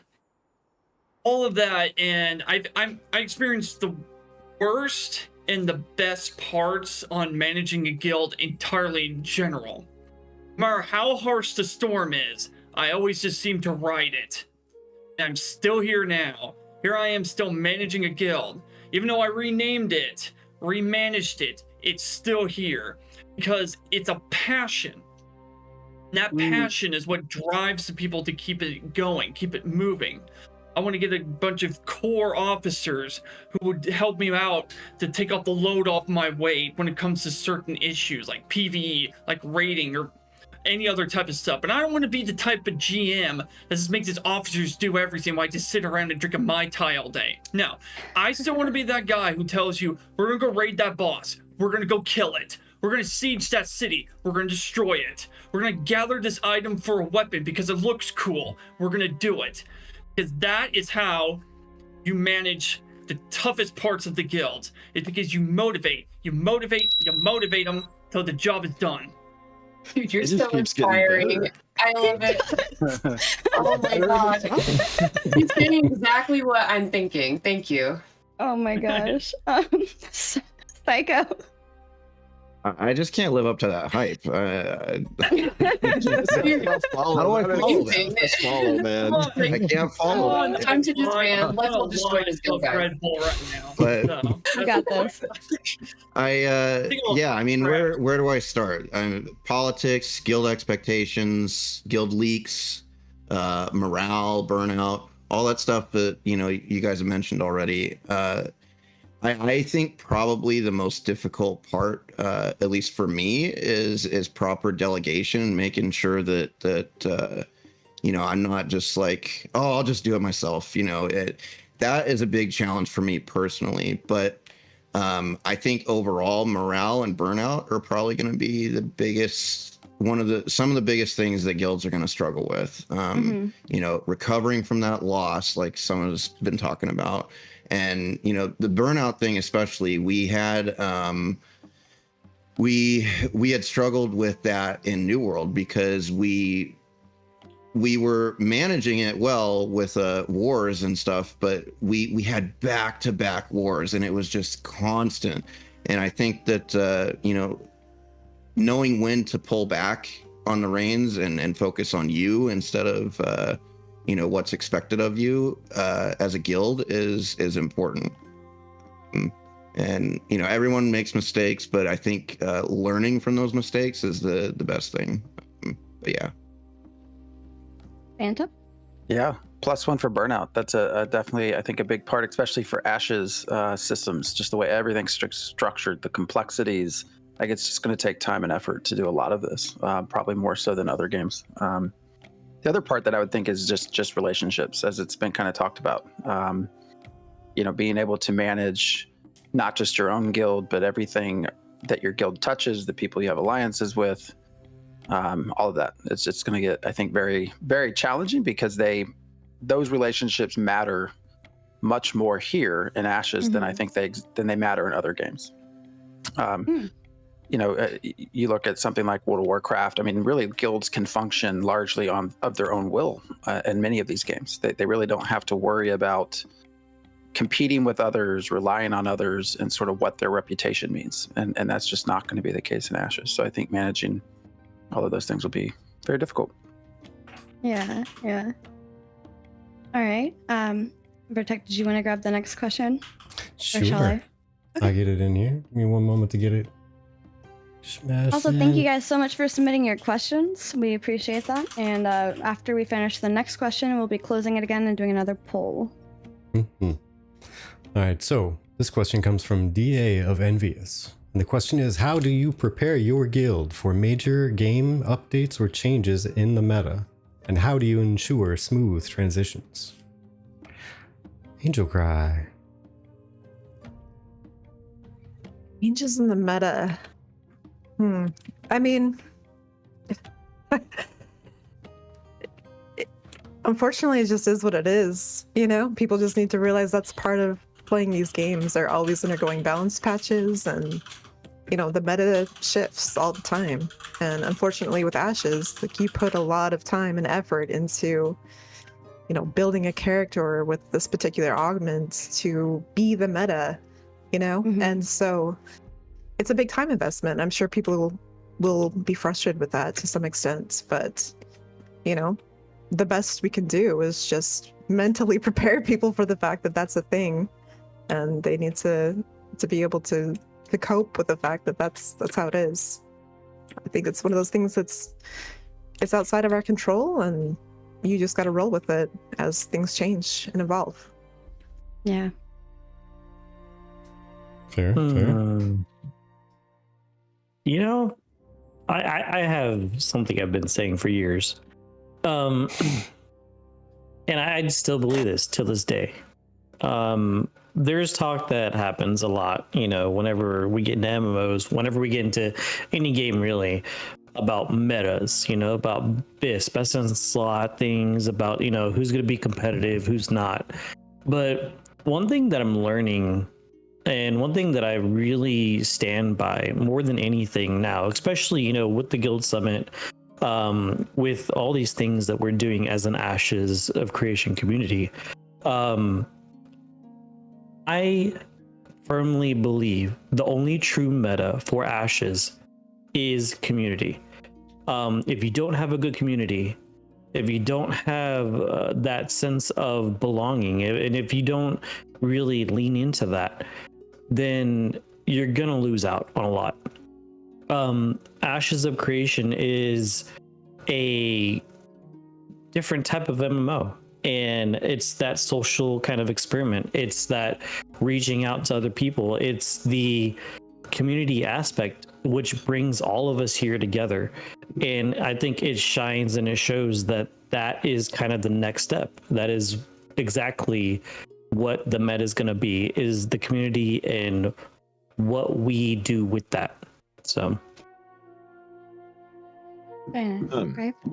I think the way Ashes is structured, it's a little bit difficult to switch to account for a meta, because I mean, when you pick your primary at level 1, you're kind of locked into a role, and you can change your secondary, but you still have to go to a node to do that. So I think constantly meta hopping, especially with the complexity of the build system and the weapon trees with all the different, you can use every weapon and each one has a weapon tree. And then you can use any armor type, kind of the same thing as in Arcade, right? It makes it a little difficult to kind of jump around. There's a new spec for your primary archetype that is now meta, but you don't know that spec yet, and it takes a while to learn that new spec. For me, the best thing that you should do in general is to pick a role and get really good at that. And I'd rather have somebody that's really good at a certain build than try to force them to play a build they're not good at. Personally, I think that meta chasing is not always the way to go, and I think you have to have a certain balance, right? You still have to have a certain amount of healers, DPS, tanks, you know, in your raid comps and in your siege comps. But changing just to get like 1 or 2% better and trying to learn a new spec like a week before a siege, a major siege, I wouldn't push that on people. Now I'd have people that are very good at being flexible, that are altaholics and can actually do a lot of classes. That's going to be difficult to do in Ashes, but those that can do that, we'll know who those people are, and they can do that sort of thing. But I think constantly jumping around isn't the strategy. Yeah. Favor, this one is for you, buddy. Countless discussions we've had, buddy. By the way, #1 Tolnar in the Ashes of Creation Discord, homie Favor and I talk endlessly about countering metas and utilizing this time in Alpha 2, keeping up and on top of, you know, just updates, patches, the evolving classes and what works, what doesn't. Keeping tabs on that is very important if you intend on performing the best. Not always is meta going to be ideal if somebody is proactively having a build that counters that, and 9 out of 10 people are running that. So I'd like to say that though meta works, it works for a reason. It's easy once there's a guide out on the internet and you can just scroll through and follow it. But I think that utilizing alpha, utilizing beta, becoming creative with how you can adapt and overcome situations is important. And I don't think it's impossible. And I'd like to encourage more people to take that leap, because there's no permanence in your choices as far as experimenting. You can always resort back to that meta, if need be. So yeah, I'd like to settle in that belief. All right, Liniker? Yeah, for me, I mean, just to preface, I think, of course, there isn't a right or a wrong way of playing an MMO. I'm one of those guys that I say, like, I don't play MMOs to have fun, I play MMOs to win. And that's because that's how I have fun personally. Like, I will play a spec that I absolutely hate if that's gonna be the one that's gonna help me achieve the goals, whatever they are in the specific games, because that's how I have fun. And nowadays, especially, like, if you consider yourself and you call yourself a competitive, like, guilds that you're going for the top 1 or wherever, or you're gonna get a castle and all that, you need to take into account that you are likely gonna have to adapt, and you are likely gonna have to run specific compositions, plays specific ways, and just min-max the hell out of the game. And you're gonna need to be strict about it with your guild members, and they will need to adapt and to do as they are told. They'll need to follow orders, they'll need to have the same mindset, because that's how competition works in games like this. And some people think that's not fun, which is fine, and of course fun is subjective. But I mean, if you go and you pick like every MMO that we have available and you see who the top 3 guilds are, that's how you play the game. And unfortunately, sometimes you have to adapt, you're gonna have to do metas, you're gonna have to play specific compositions that are strong, and you're gonna experiment, you're gonna do all that. But always keeping in mind that if you are looking for the most performance possible out of your groups, your raids and all that, you're gonna need to min-max and choose specific compositions that are better for that reason. Reach. All right, thank you. And Killer? Well, I practically agree with everyone is saying. You just have to adapt and roll with the punches it gives you when it's when the game changes in amount of its mechanics and whatnot. I would say for me, it'd be for the lore of the game itself in general. Like, for example, if I find out that my guild name Stormwalker Clan is not the most lore accurate name for a Renkai and Vec clan system for RP reasons, I'm just gonna say, well, shit, I'm just gonna have to rename my guild then. I've already got plenty of names stored up and pocketed just in case if that situation does come. So if Stormwalker Clan is not the most lore accurate name for RP of Renkai and Vec, I'll just come up with a new name. And if it turns out that there is no lore reason for Renkai and Vex to not be in the same clan, I will either just choose Renkai or create a branch guild for Vex. It's literally to just adapt to the added or changing lore of the game itself in order to adapt it into my guild for the RP reasons. You have backup guild names? Yeah, cycle guild names weekly. Yes, and I'm not telling you what they are. Because if I find out that I said this name here and you stole it, I'm suing. Stormwalker Clan XOXO__ 3000. I want to join That's my guild name. Stormwalker for real, man. We're all in. Not me. Psycho. Not you? Come on, brother. No. No.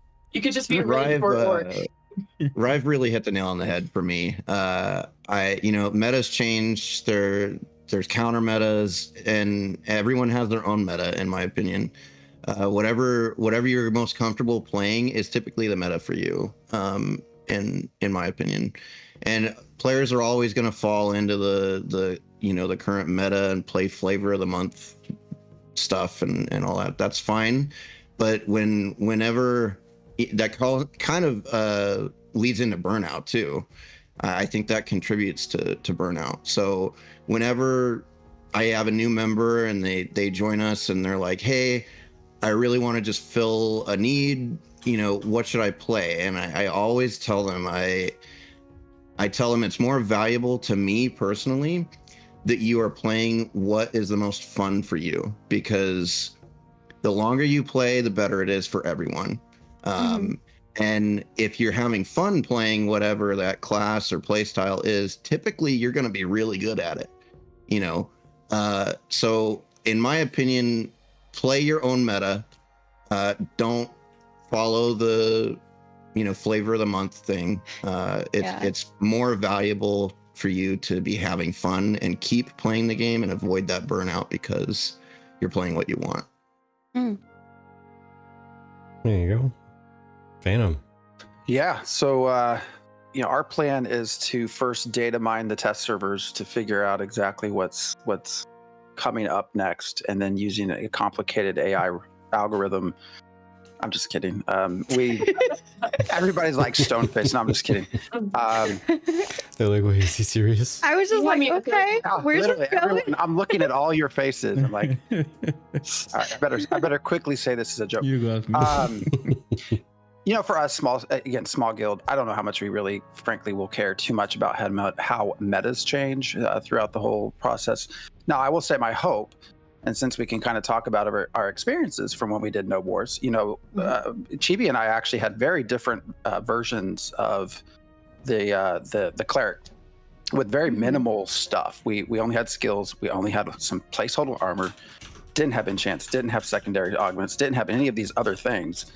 My hope is that as you add all of that in, and you also hope to get somewhat smart AI, I guess we'll see what comes from it, that metas really become not a hugely sought after thing. Now I know people will always try to min-max, but you hope encounters change in a way that, especially with the PvP element, that not being able to predict the human behavior, that we kind of stay away from too much high-level meta stuff. So yeah, that's very fair. And oh my gosh, it's so hard not to comment on this, but I guess a little bit of a selfless plug. I have worked on a video, it is in the works, it's coming out soon, of my perspective. I know Phantom, you put out your perspective. We had Bergund on earlier and he had his perspective, who we had on our show. You can see the diversity in even clerics as well as tanks from the Node Wars tests that we had so far. So very excited to see what that's like. That takes us to Bergund's question of the Iron Coin. How does your guild plan to specialize or diversify your members' artisan profession choices, considering the limited resources and space for harvesting, processing, and crafting locations? MrKryptic?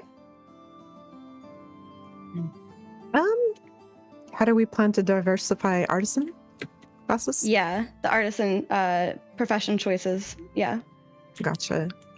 So we are big Google Form people. We always have Google Forms for things. So before the game even launches, we're going to be having that discussion with the guild to see who has interests in what different professions, so that as we go into the game, we'll be able to just have that set up and ready to go. As far as, as things evolve and people fall off, we just monitor that and make sure that anybody who maybe has quit the game, we have the a process in order to be able to get the next person up to speed. I think most people are familiar with the concept of funneling and, using an entire guild to boost someone's ability to be able to make the best gear for the guild. And, I'm sure that's something that we'll be utilizing and making sure that we're always, as self-sufficient as we can be. Fair. Exactly. So Everyone knows that dwarves are going to make the best gear because dwarves have the best crafting. So, Oh, really? that being said, no comment. Oh my gosh. Is that really your full thing? Yep, no comment. Okay, Ryve? Yeah. Just walked in and said, "We got this," and dropped the mic. I would say Angel Cry hit it. I mean, just funneling, and if you're big enough, you could have, a primary for each of the, 22 professions, or if you just want to do processing and gathering, you could have that as well. And, secondaries as well. In some of these professions, you might need multiple people, as more or less a primary because there's multiple different branches. So you just got to account for that. It's just a matter of, spreadsheets, keeping track of everything, all that good stuff. And yeah, I mean, and the other thing is, the only negative with funneling is when people leave, that you're funneling a bunch of stuff too. And that happens for sure. That definitely happens. But I still think it's worth it to do because it's just efficient, and not everybody's all about efficiency, but I think when it comes to crafting, this crafting system looks like it's going to be majorly time gated from what I can tell about it. And I think if you're not funneling, you're putting yourself way behind. Whether you want to min-max or not, I think it's something that most guilds eventually are just going to end up doing, even if they don't want to do it right now. Eventually, they're going to end up doing it. That's my stance. Okay. So for me, it's my turn. Yeah. For me, I'd say being sure that you're not enforcing your own initial desires and wants onto your members, letting it happen naturally, and then tweaking along the way. Let's see if we need more of this profession or that profession. Let's see if we can familiarize ourselves with the node. What's in the ZOI? Can we communicate with other guilds and start a trading deal? Adapting and improving gradually. Funneling, sure, yeah. I wouldn't say that, I have a feeling I know what Liniker is going to say. Sacrifice is important, compromise is important. There's going to be a time when your members, despite them wanting to be, an herbalist, fairy fae lifestyle, Miss Chibi you're going to need them to step up to the mantle sometime and actually, push forward on something that is a requirement. And that is kind of just a part of a competitive community. It's bare minimum once again. So it's going to happen. I'd like to see specifically the lack of resources at a node and how that affects the economy. That one is very interesting. There's a lot of theories on that one, but I'm looking forward to testing out and stripping y'all's nodes of resources so you can come to me. Ooh. Shots fired. Just a reminder. Indeed, that's our Zara. Just a reminder, you have just a couple more people's worth of getting your questions in, and then we will close them and start the poll. Liniker. Yeah, so for me, and well, I hope you don't hate me after these answers, Zara. Oh no! But, Look, I have a feeling I know what you're going to say.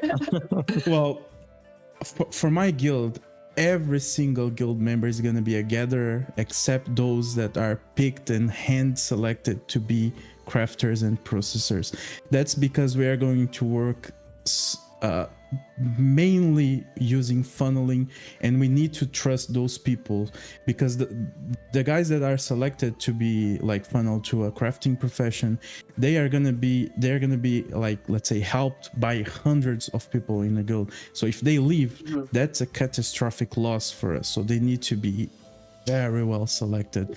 And in order to achieve like the best results possible, we don't want people to be like playing, like, let's say I want to do crafting, I want to be a sword crafter, but you cannot compete crafting swords as a single person with like 5 friends helping you against someone that is being helped and that's getting resources from 80, 100, 200 people. So he would just be wasting resources. He wouldn't be useful to our guild. So why would he be there? I would rather have someone in his place that would serve us and would be helped farming his DKP points and all that in different ways. So gathering is the way to go, and hand selecting people that are going to be placed in processing and crafting professions.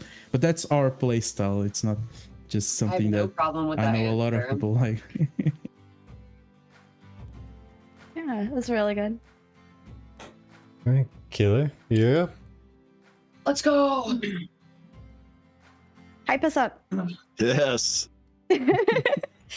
I'm ready. Killer? Okay. Yeah, I was wondering who was going. Okay, so for crafting and gathering, ain't looking to be like the best crafting and gathering guild. I'm just gonna go do it because if it's got like some really cool stuff to transmog for, we're gonna go get it. If we're like out of resources that we need to get and there's like none of them around, we'll just go to the next node and raid it so we can go get that resource. To me, it's like I don't really care if it's like the best, like it's best for a particular item that you need in order for like crafting and stuff like that. I just want to craft it because it just looks cool. That's honestly so my real. motivation. But you know, obviously my guild would want like to have the best stuff from crafting. Obviously, I'm going to give it to them. And if any other guild or any other Nordic gets in our way, or we just don't have any resources around in order to make it, go out and raid. We're going to go out and raid to the nearest node and get it. You guys are some hardcore guildies this time around. I like it. You I made love this? No, I made this. All right, Psycho. I mean, much like Angel Cry already mentioned and Ryve, more spreadsheets, all the spreadsheets, right? Mm-hmm. But that'll give us an idea of like where we're lacking and what we're light on.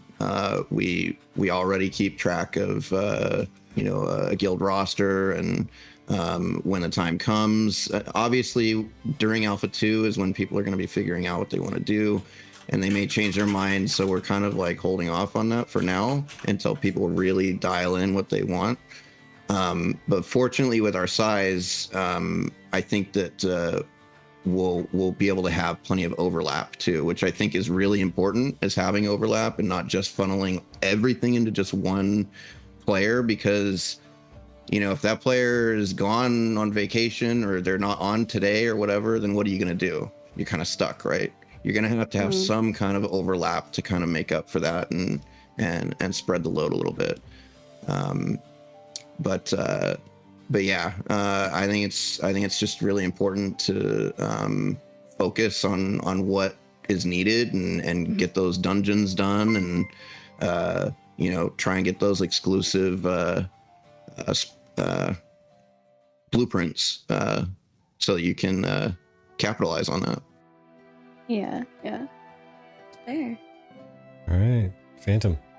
So as a small guild, I think our primary method will be RMT, and I'm just kidding. No, I actually do think that's a challenge for a small guild. The realistic thing here is we have to just probably specialize. I don't know that we're going to actually be able to diversify. Diversification would probably come in just alliances and probably alts, to be honest. That's primarily going to most likely be, or just trying to leverage specializing in one space, making money off of it, and then buying what we need from markets. Not outside of the game, but inside the game. All right. And with that, I would just like to say we are about to close out the submissions for your questions. And we will head on over to the open conversation part for about 10 minutes while I get those questions together. Thank you guys so very much for submitting them and for being here. We genuinely appreciate you showing up. I know that it is very late for some of you, so thank you so very much. And so without taking too much more time, Vertek, can you confirm that it is closed? It is indeed disabled. All right. Perfect. I will go ahead and get that together and keep a lookout for the poll. All right, Guildmasters present. It's time to make a decision. Which of the last 3 questions we've discussed would you like to have a deeper dive on, or would you rather move on to one of the other 2 that are remaining? Does anybody have a preference? Anybody? Yeah, I went last time. Thank you, by the way. I kind of want to go to one of the 2 that are remaining. Okay. Which one are you thinking? I don't know. Up to the group. Actually, I want you all to answer this because I feel like, especially the large guild leaders, I didn't realize that Anduin had actually put this in as a question. What does success in an MMO mean to your guild? I actually put that in chat as my own question. You did. I didn't realize he had done that. So Do you want me to remove that? yeah, because I'm curious with our time. Like, what do you all actually see as success? Like, what will be your measuring stick? Is it Metro or nothing? What is it? If I can secure an alliance with the Stormwalker Clan, that's success. There we go. To fill as many buzzwords in my recruitment post as possible. Synergy, low-hanging fruit, cog in the machine. You feel me? Culture. Culture, identity. Sorry, For me my favorite one. I don't like to measure success based on specific in-game achievements, because for me success is whatever you say that you're gonna do, you go and you do it. Like, if you're advertising your guild for fucking 4 years saying you're a competitive guild, you're gonna have a castle, you're gonna have and then it comes down to launch and you have nothing, and you go try to play on server 35 and still you get nothing, that's a failure as a guild. But if you say, I'm not looking for a castle, I'm not looking for a node, but I want to be a guild that is known for having the best, like, caravan bandits, the best mercenaries and all that, and you go and you do that, even though it might not be as huge as an achievement as some other things, you are a very, very successful guild, because you said you were gonna do something and you just did it. For me, it's that simple. Under promise and over deliver. Exactly. Yeah, exactly. Yeah, I agree completely. I think it's for me, I think it really just comes down to fun. I mean, as a mercenary guild, sure, we're going to be professional when we need to be when it comes to like contracts and stuff like that. And we're going to have our own goals and do other things that we want to accomplish in game for ourselves too. You know, we need to prep to gear ourselves out to really drive home and deliver those mercenary contracts. I think reputation is probably really high on my list on measuring success. You know, if people see suspect's name or hear about us from word of mouth or whatever, and they think, oh yeah, that's a solid group, you know, I think that's a real big measurement of success for us, in my opinion. But really, it really just comes down to having fun. I think as long as the guild is having fun, then they're going to be more motivated to play and play longer together, and that's really what it's about. Yeah. I think, sorry, go ahead, Angel. I was just gonna say, for us, you know, it kind of changes from game to game, because I mean, we're an Ashes of Creation guild at our core, but we also play other games, right? And every game we go into, we try to establish a goal, right? Like, we're going into this game, some we want to go into more competitive than others, but despite the game, we want to make sure that our roster knows what the goal is. Right. And that way we have something to measure our success by, you know? Absolutely. Yeah, I think you hit the nail on the head, to be honest. I was going to say something similar, is going with reasonable expectations. We're going to be playing this game for a month. We're going to have fun. We're going to be PvPing. It's not serious. It's serious. Being transparent with your guild is the best way you can succeed. And in my opinion, I think, you know, set those expectations. If you can meet those expectations with within, you know, a timely period, then I think you've done what you set out to do. You're, as we were discussing in the TGFT chat here, you know, your actions speak louder than words. You know, do what you say you want to do. Don't make false promises. Don't, try to commit to something you're incapable of doing, right? Right. And that's, once again, being honest and open with yourself and your goals and your desires. For Nexus, at least, that is one of the most important things to us. Be genuine. I think it's okay to have like long-term goals, but then be honest with your members that we're not ready to achieve that goal yet. Because exactly. I keep telling my members that I do want to own a castle, but we only have 70 Alpha 2 members right now. The only way we could possibly get a castle, and it depends on the server cap in Alpha 2 and things like that, but the only possible way we could get a castle right now is with a good alliance system, which we've definitely been working on. Time growth. Yeah, it's about getting the numbers up. I think to get a castle at the launch of the game, when you're talking about 50,000 registered players per server is the goal. You're going to need probably at least 800 people between your guild and your alliance guilds to get that done. And obviously, we're way away from that. And I tell my guys that all the time.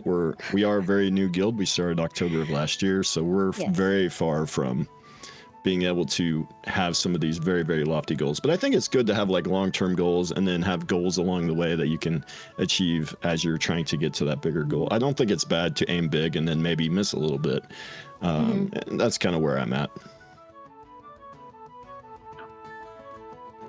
For sure. And to be honest, like we all know it, like from other games and all that, like being a guild leader is it's crazy if you start to think about it, because you are taking away a lot of fun in a lot of different aspects of the game to deal with a lot of drama, a lot of like a whole lot of shit that you get from guild members, from alliances, from all that.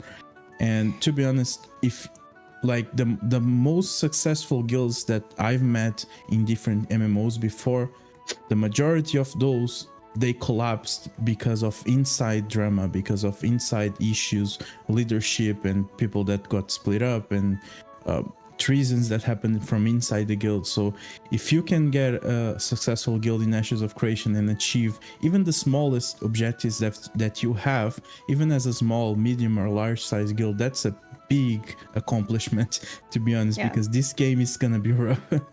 it's gonna be really hard to get a guild together and to achieve stuff and deal with everything that's gonna come up from the drama and from everything. Yeah, part of the recruitment process, trying to ensure the people that you're inviting into your community, because you value it, or at least I value Nexus like a home, right? You're my guest, I'm going to introduce you. You know, over time, we'll see if you can assimilate, if you get along with everybody, vice versa. If it meshes well and you seem to be genuine, which is important, having long-term relationships in a guild is so crucial to the longevity of a guild. That's why I make it a priority to only, have standards of people, right? I'm not going to have some ego blasting guy come around the corner and say, oh yeah, I have 50 years of experience in World of Warcraft, I'm the best, top fragging, whatever. And he's an asshole. It's important to prioritize the people who want the best for you without putting, your own community down in the process. I agree. Yeah. I hope that was on topic. Oh my god. Sorry. Continue. Yeah, I agree. For me, it's like, For me, it's like, I'm not a big guild either. Like, I know Theoryforge keeps saying that they're a small guild, but I'm a pretty small guild. I'm just looking for some good orc boys and girls who I could just hang out and do stuff with. Do PvP, PvE, RP, except just orc stuff in general. I just want to have some good groups of guildies that we can all just do fun with. Just rode up into towns or cities with our guild colors, our banners, our sigils, tabards, capes, and everything. Even if not for Stormwalker Clan, just because you just like being an orc. You just like hanging around in our guild. You just like being part of it. People who just love to just be part of it, to contribute to it. I'm just looking for, and I just constantly advertise for that. I just wanted to advertise that, and as you can see, I advertise like a lot just It's to get working. some. Yeah, it's really working. Yeah. Man. I want to play Stormwalker now. Clan's This is gonna very double good. after this. I'm not looking for a huge guild. I just want to get a good group of people just to do some fun stuff. work with. around. Yeah. Yep, work just to around? work around. Yeah. Dude, I'm gonna Work pay you around to and come. find out. I'm gonna pay you to come pep up my guys before sieges, man. Just do that pep talk. Oh yeah. Work I'd around be and back careful. out? No. I'd be careful. I wouldn't want to look at them wrong. They would be After running all- through brick walls after hearing this guy. 5 minutes of this Thank guy. you. Any competition. I feel that answer though. That's the same for us. You know, being small, it's really just about fun. We really don't have goals of obviously owning a metropolis or something. So, you know, it's a group of people that have known each other for 10 years, and we're just trying to have fun. Yeah. And that concludes the open chat segment. We have our winners for the community given questions. And Vertec, I gave you the text-based version so that you could copy and paste it. I didn't want you to Gotcha. type all of that. I felt bad. So Oh, this I've been one's copying it from. right from the survey. Oh, okay. I didn't know that you did that. Okay. Peregrinum asks, any guild on Ashes that considers itself or wants to consider itself competitive needs to prove it with achievements and not with words. So it's natural to think that all the big guilds will be on server 1 to prove themselves as competitive by fighting each other. So why are there rumors that big guilds are going to other servers where the competition will be less instead of server 1? Ooh. Right? That's a loaded question. Ooh. What rumors? There's It's a some chunk lore one. behind that Is question what it for sounds I'm like. curious as well. That's a trick question for sure. I have not heard of this myself. I mean, So I cannot give. Yeah?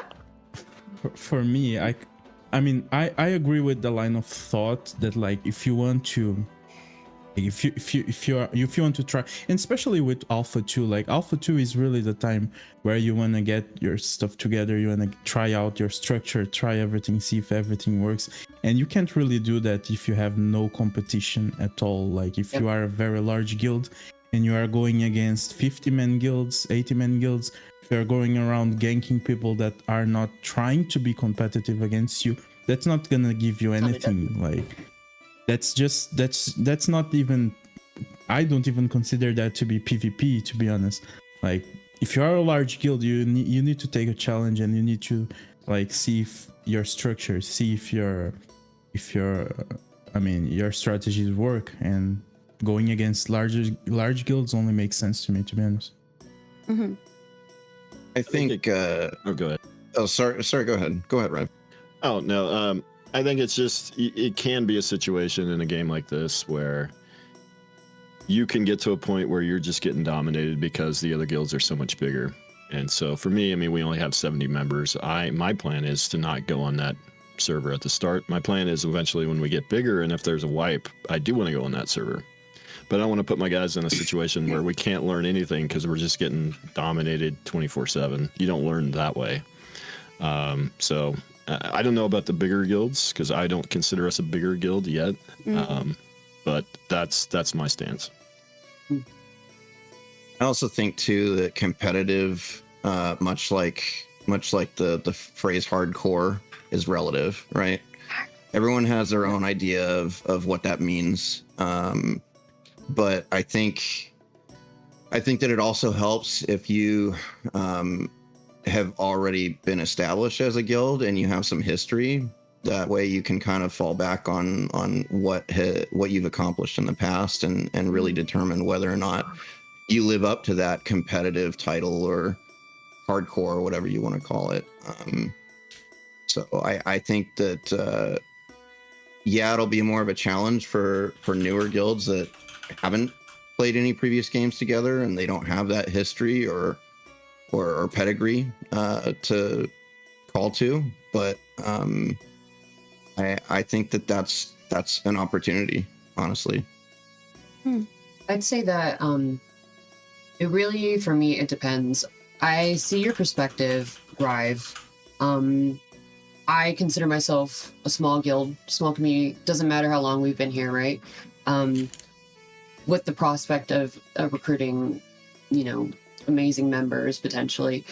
But I think that a way you can improve and progress is by, as you say, contacting and communicating with other guild leaders and seeing if you can, you know, come to some sort of agreement that benefits you, right? And that could be on a secondary server, but if in long term you want to compete against these people who you might see at launch potentially, right? Who knows, right?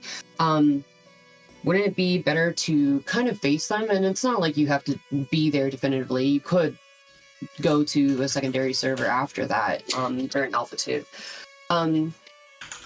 Yeah, I am very interested and very curious in participating in the content on the primary server that we can all, you know, decide on as far as competitive communities go.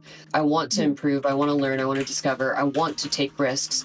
And for me, I don't see Alpha 2 as something that is worthy of laurels or, you know, bragging about. I think it's more like, for me, a staple point in, hey, I was here, I participated, I have the experience.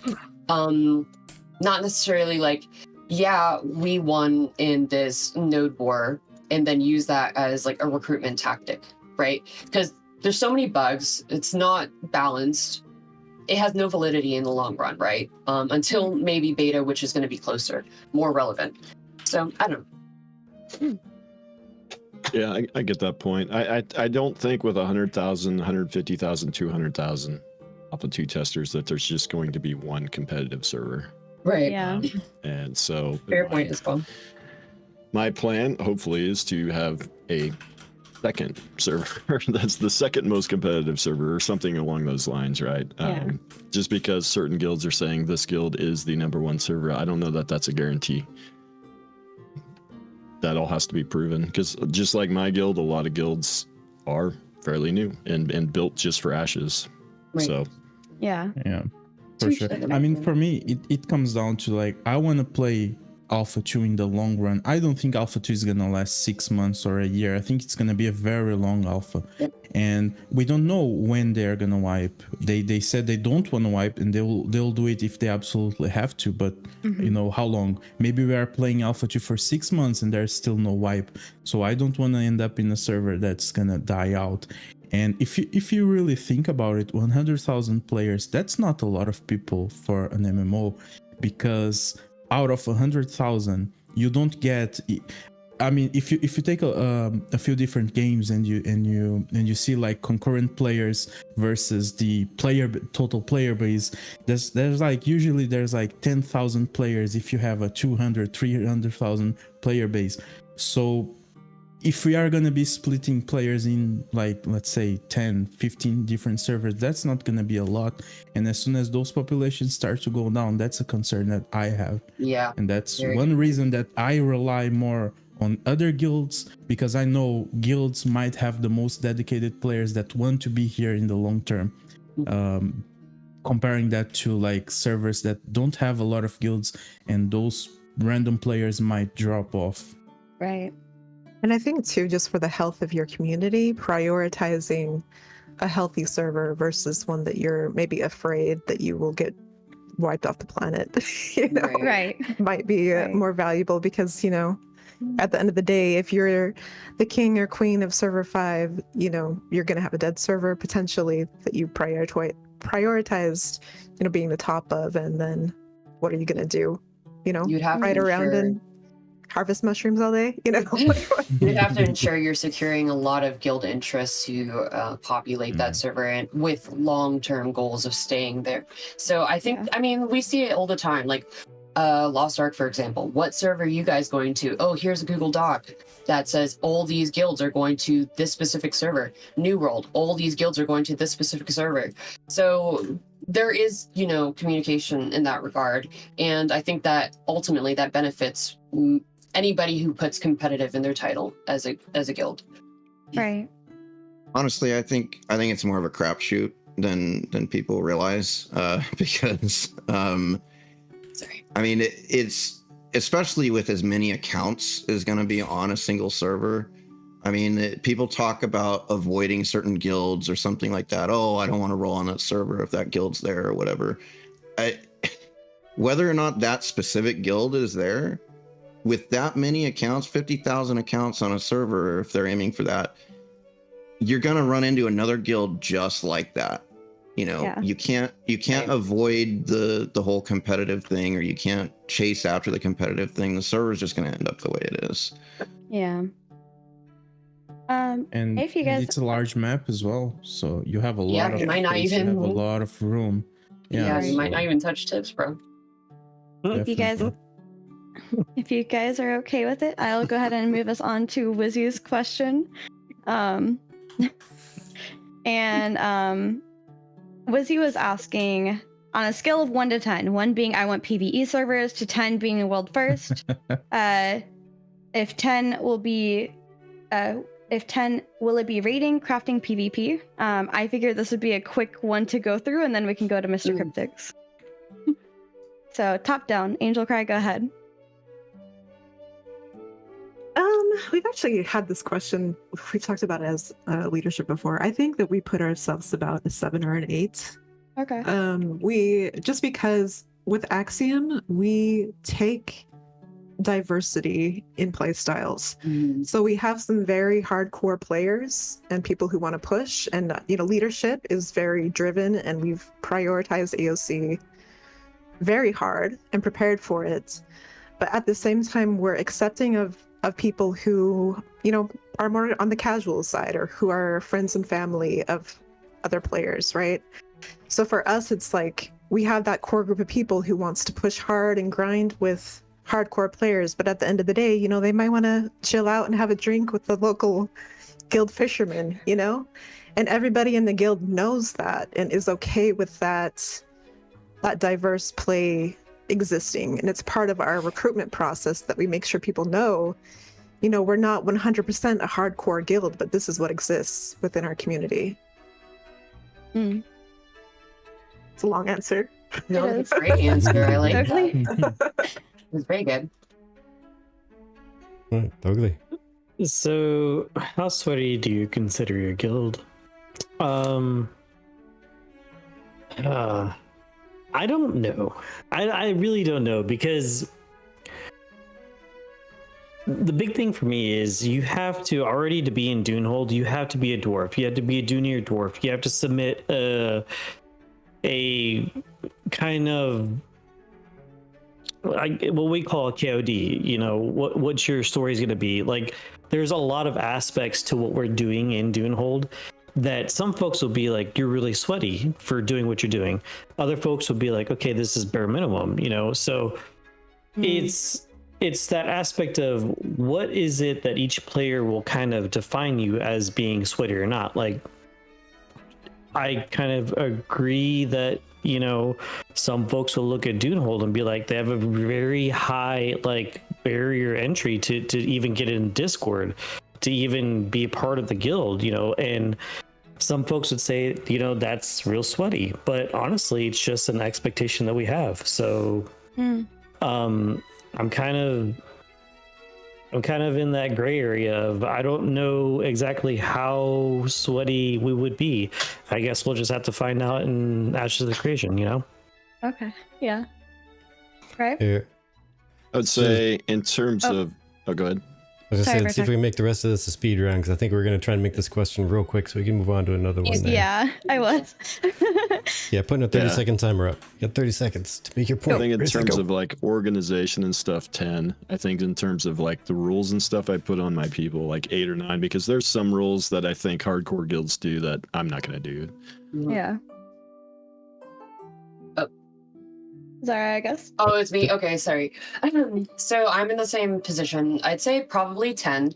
I have the same ideologies as Angel, but I think that perfecting it in a way that I can compete with people who do the standard no lifing, requiring you to treat it like a second job. If I can find the proper chemistry for that and execute it, then I'm going to put a 10 as an effort into trying to accomplish that. So I'd like to say a 10.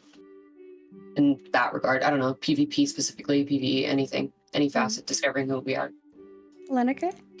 Yeah, for me, since the beginning, the plan was always to have a main core of the guild, and then having a secondary guild with people that like go on holidays, they can commit and all that. So for the main guild, main core, I'd say 10, 11, 12, 15. The more sweaty, the better. For people that are on the secondary, we are less restrictive, and we have casual players. We have players with less time to play. During Alpha 2, we won't be doing that, so we have a mixed in player base for that. Okay. Kelly? I really don't know what to put us in the scale, to be honest. I wish that we were straight tryhards, but that's not the reality of it. But I'm hoping that when Ashes of Creation actually does release, we're going to be playing it 24/7 in our sleep, when we're eating, when we're going to the bathroom, we're going to be playing it. Yes. Installing chamber pots in my gamer chair. Nice. In my gamer chair, yeah. Sweaty orcs. Psycho. I'm gonna kind of cop out and not say a number, but we kind of touch on it in our recruitment statement. As you know, we, especially looking at our history in New World, we've accomplished some really incredible things, including like server and world firsts, and it was completely not intended. So you know, I think we're just gonna do the same thing again, and you know, we do have a mix of casual and hardcore, I guess you would say hardcore. Okay. Because people are getting really sweaty for stuff that they're passionate about. Real quick, because people want a number. Give me just a number. The people want a number. 8, I guess. Okay. There. Phantom? Keep expectations. Do I have to give a number? I mean, we're casual. We are not sweaty by any means. Just having fun. You At know, a level that's of 1 to PvE servers to 10 being. well, why does it have to be first. PvE? Okay.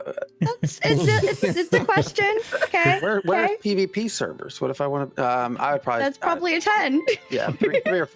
Hey, That's if you got PvX. gigs in your guild, you're a 10. Put us Oh, It's a- really?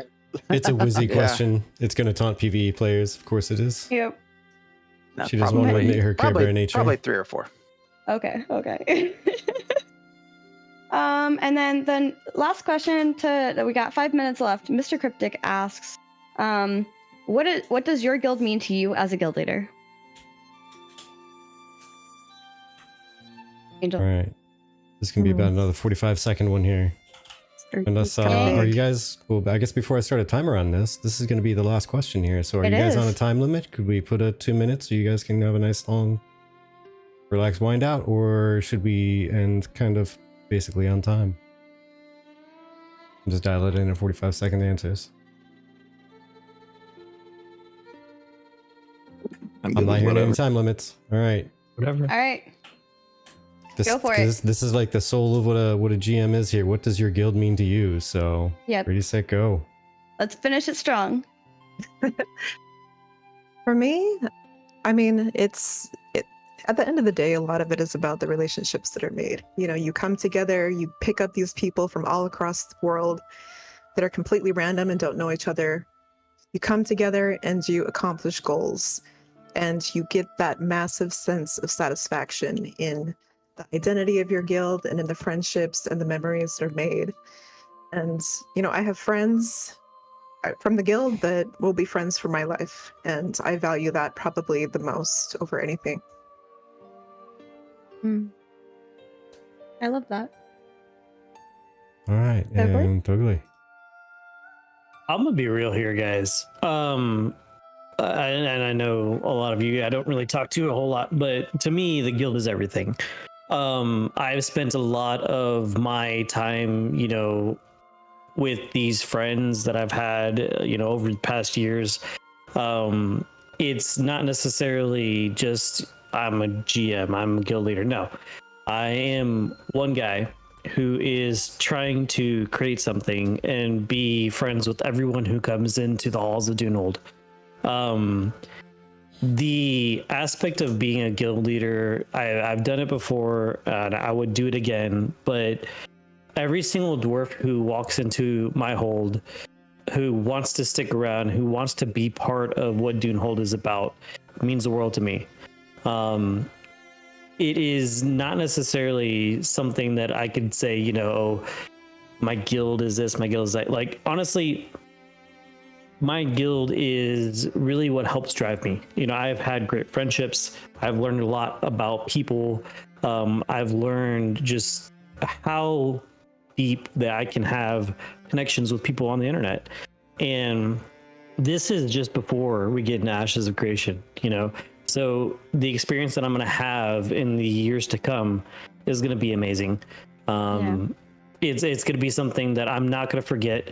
It's going to be something that I am definitely going to hold close to my heart, because what we have as dwarves in Dunhold is very, very close to probably the best friends that I have had in a long time. Like, yes, it's over Discord. Yes, it's over the internet, but we've shared a lot of experiences and we've shared a lot of fun times with each other. So it means a lot to me. I love that. Ryve, I'm actually really curious to hear yours.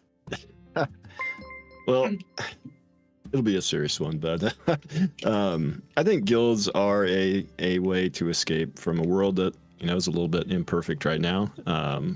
In the way Ashes is structured and in similar games, guilds are a very collaborative effort. It's not just a lobby that you log into for your raid once a week or twice a week or however many times you raid. It's a very different thing. We were talking about the resource funneling thing, and you know, I've got guys in my guild that will spend 18 hours organizing boxes like in a survival game for the guild. You know, we've got people playing PAX Day, which I know not the greatest game in the world, but there was somebody that spent like 25 hours making a Mount Genesis sign, probably a lot more than that actually. And it's stuff like that collaboration, volunteering your time for the better of the guild that we don't see a lot of.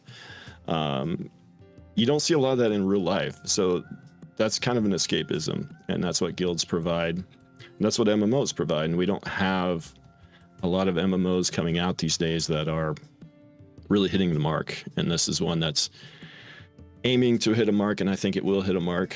And within a guild structure, you can accomplish so much more in a game like this, and so that's what a guild can do. And yeah, I mean, that's where I'm at. And then also the guild is meant to funnel me resources mostly, but other than that, no. That's he had it. to throw the jokey one in there. That's why we're all guild leaders, isn't it? Yeah, that's it. But yeah, I mean, it's a collaborative effort, and it's you know, it's just something that a lot of people I don't think have experienced, and they're going to experience it in Ashes for the first time, I think. Yeah, it's well said. Thank you so much, Vladis. Zara, our guild leader. It's been a long few years, guys. It's been a long few years. Yeah, you guys are my rock, my foundation. I started this guild when I was 16 years old. I had so much naivety going through this. This is an insane process. A lot of people taking advantage and manipulating me and making me think something different, self-doubting. But every time I come back to Nexus, you guys are there. You know, Favor, Mandy, Emma, Sos, everyone, Senna. Like, you guys are really the reason. Like, I've been at the darkest pits of mentality where confidence is lost, motivation is lost. But I remember that I had the intention of building this community because I wanted to build a family. And I utilize that. And I see it with how other people in the guild express it as well. Oracle just today was like, I saw this really negative video and it got me down and upset. And then he comes in voice channel and says, but you guys cheered me up almost immediately. And that is exactly what I thrive for. That's what I live for. I'm very appreciative of you guys. Like, I don't want to get sappy or anything because it's like not the time. But like, for real, I love you guys from the bottom of my heart. I'm not afraid to say it. I'm not afraid to, you know, be transparent. You guys are the best thing that's happened to me. You guys are my family and my home. And yeah, and look forward to meeting some of you in Dragon Con potentially, and then coming down in Florida and maybe having some Brewsters. Anyway. Heck yeah. Real quick, two things to share real quick. For one, welcome in Raiders. Yes. Theon, we had made plans earlier on that if you were still streaming, we were going to raid over to you. So I think it's ironic that you raided over to us as we were about to wrap up. We're almost there. We're still like 10 minutes out or so, but I'm just saying we were on the road there. But the other way I also find it nifty about your story and the song that's playing in the background is Reflections of the Master Bard's World Travels. It's very epic. Talks about travel and growth. Yep. And All right. can I give my thought at the end real quick on just my thoughts on the guild leader or guild things meaning stuff? Okay. Liniker, what do you got? Yeah. Yeah, I mean, it means a lot. I mean, I think most of the guild leaders, I mean, you gotta really care and really like love what you're doing if you want to keep doing it game after game, year after year. And for me, especially, like ever since I was a kid and I was playing like City of Heroes, Dark Age of Camelot, and now I first hopped in comms call, and I had the guild leader telling us like all the meetings and all that. Ever since I discovered this, I was like, I felt in love with building communities, getting people together, planning, like doing everything, like years of preparation for the success that you achieve whenever you get like that, let's say whenever you win a war against your rivals, whenever you get a castle, whenever you get like a certain objective. And this whole like experience for me is very important. Like my guild is my number one hobby that I have in my life. It's something that I put a lot of effort into. I mean, you would expect that from a guy that's wearing his guild crest on his chest. But yeah, it's very important for me, and I'm very grateful that I have the opportunity to finally find a game that has everything that I personally need to build a community and to build a group of people that are going to be working together for the same objectives. And I'm very happy that Ashes of Creation exists, because if it wasn't for Ashes, probably I wouldn't be doing a guild anymore. And this is likely gonna be my last guild, and so I hope it lasts for years and years to come. At least 10, I'm expecting. Aw, I love that. All right, Killer. Yeah. Stormwalker is everything to me, okay? I created AI music for Stormwalker.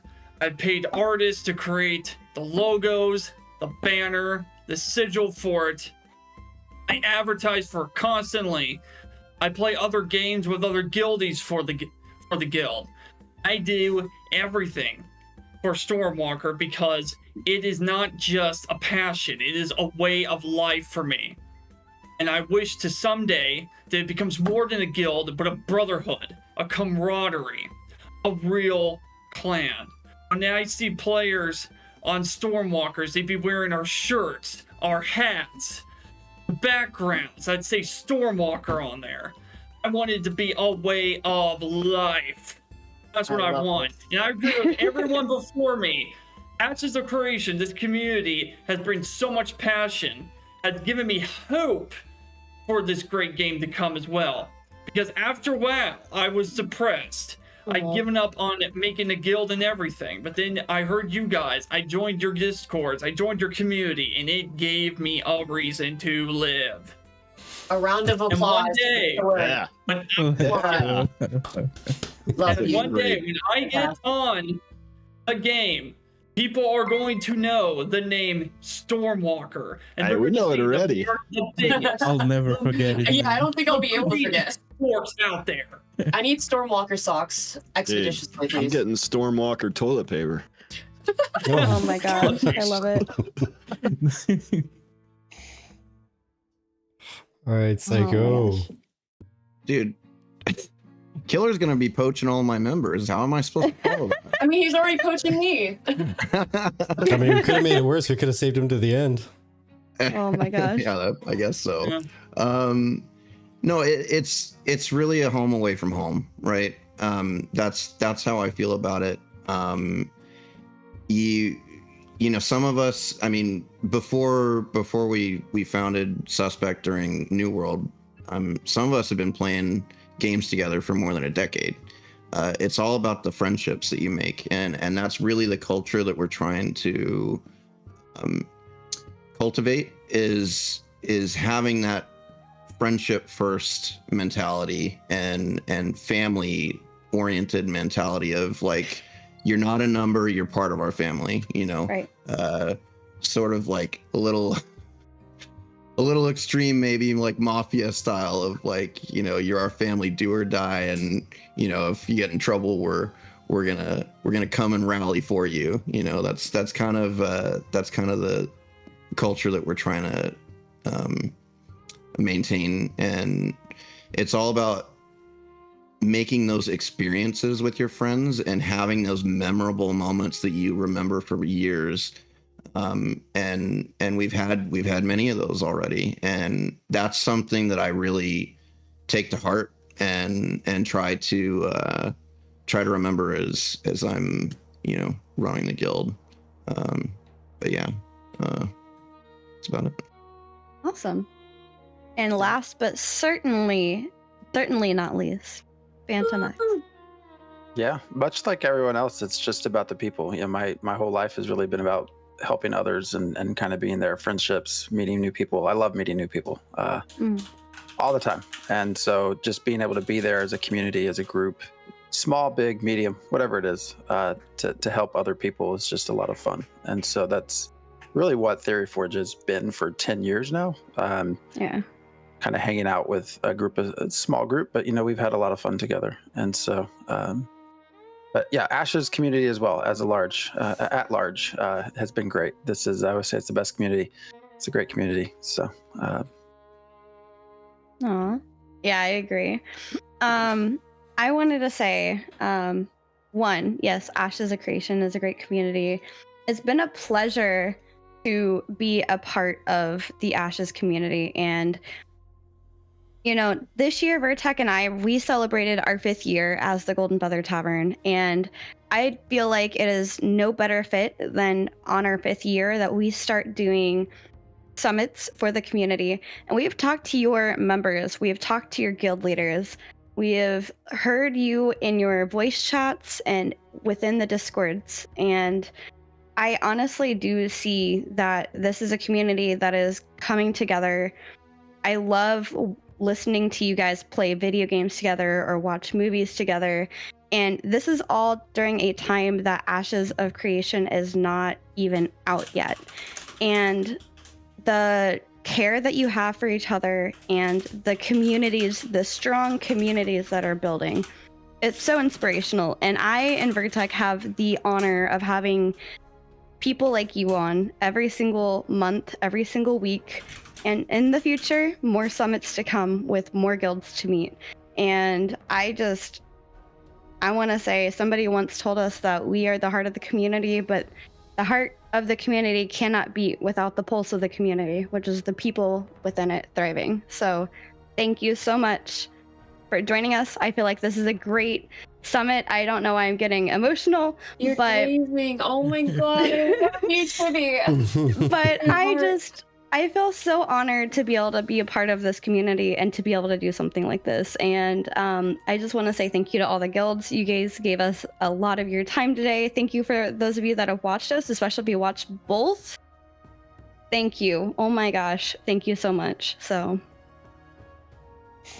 been a heck of a journey. Big round of applause for the Golden Feather Tavern. Thank you for everything you guys do. It's so impactful for the community. I'm very appreciative of you guys.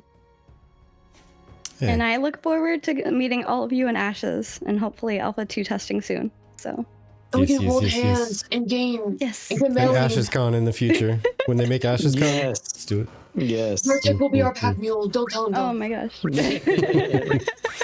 my gosh, Lola, thank you. Lola, thank you. And well, I think Chibi kind of laid it all out there as well as can be said. So I'm just going to say ditto everything she said. Yes, that. Oh my gosh. And I just want to say, like, thank you all for your support. I mean, we're at 11 o'clock at night with 120 viewers. And whether you gifted a sub, you gave us your sub from your Prime subscription, or you spent all of your hours. This is a long summit session, like 6 hours total plus, with us talking. You have given us something that cannot be returned. And we thank you. Would not be here without you guys. So thank you, Sauce, by the way. Thank you, much appreciated. Yes, thank you so much. Yeah, bring in the moolah. It's all going. I'm gonna hide. I'm being called cute. I want to hide now. You are cute. Oh, no. As she turns red. Oh my gosh. All right, so speaking I am. of, again, the most important people here today, all of our guild master guests. Could you folks please go around one more time, plug anything you wish to plug, make whatever statements you wish to make about your guild, and closing, bring people in, get that last hook in there. And Ryve, people want to know what your sponsor is today if you have one. So MrKryptic, go ahead. Stormwalker Clan, of course. Where can people find you, Angel? The best place is in our Discord server. It's just add Axiom on the end of it. You can go to our website, www.joinaxiom.com. Yeah. And again, like I said, we're PVX North America. Looking for anybody who has a lot of determination to succeed and a team mentality. We'd love to have you join us. And I appreciate you guys letting me be here. It's been great. Yay. Totally.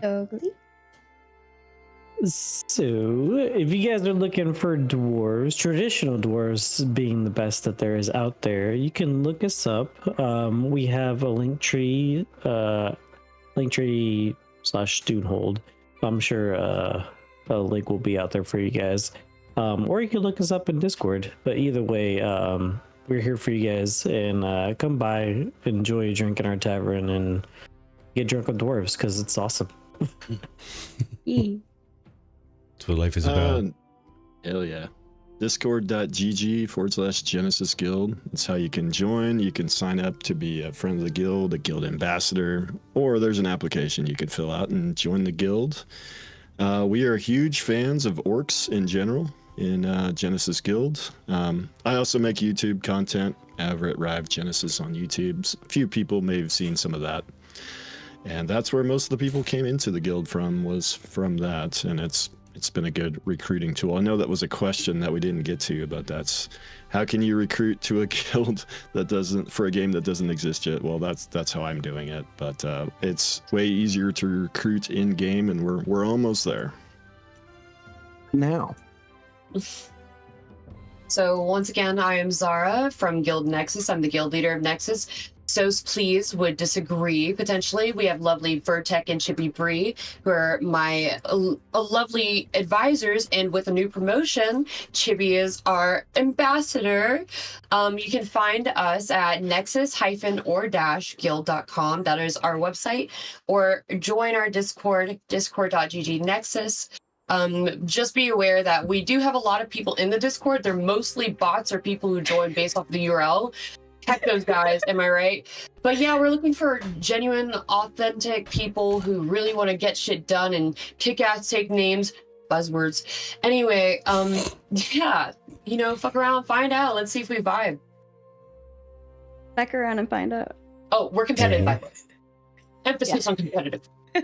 Liniker? Just once again, really thank you guys for inviting me to be here. It's awesome. For those who don't know, I'm the guild leader of Nova Ordem. We are a Brazilian guild, so all the Portuguese speakers out there, if you want to join community, we are here for you. It's been very nice being part of the podcast. It's been great that half my guild is probably gonna drop off to join Stormwalker. So oh no. The hype is real. It's been really great They to have be taste. here, and I really appreciate it. We're all shutting down our doors after this. Rip. I just love the community. Oh my gosh, I love it. Jesus. Killer? Killer. Oh, okay. Oh, yeah. Of all the hype, this is the hypiest moment. Yep, this is your time to shine. So yeah, we're a North American, all orc of all fantasy. Renkai, Vex, Warhammer, Warcraft, like all of them from all different fantasies. You can find us mostly on Discord or on the forum page. Hell, you could just DM me on Discord. Yeah. Pretty open person, you could just I talk really did. Yeah. Right now we're just playing all sorts of private server games, like the WoW Project Ascension.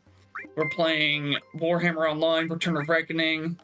We're even playing Conan Exiles. I have a guildie of mine who's actually planning on making a type of server where it's going to be very similar to Ashes of Creation. So we're mostly looking forward to that.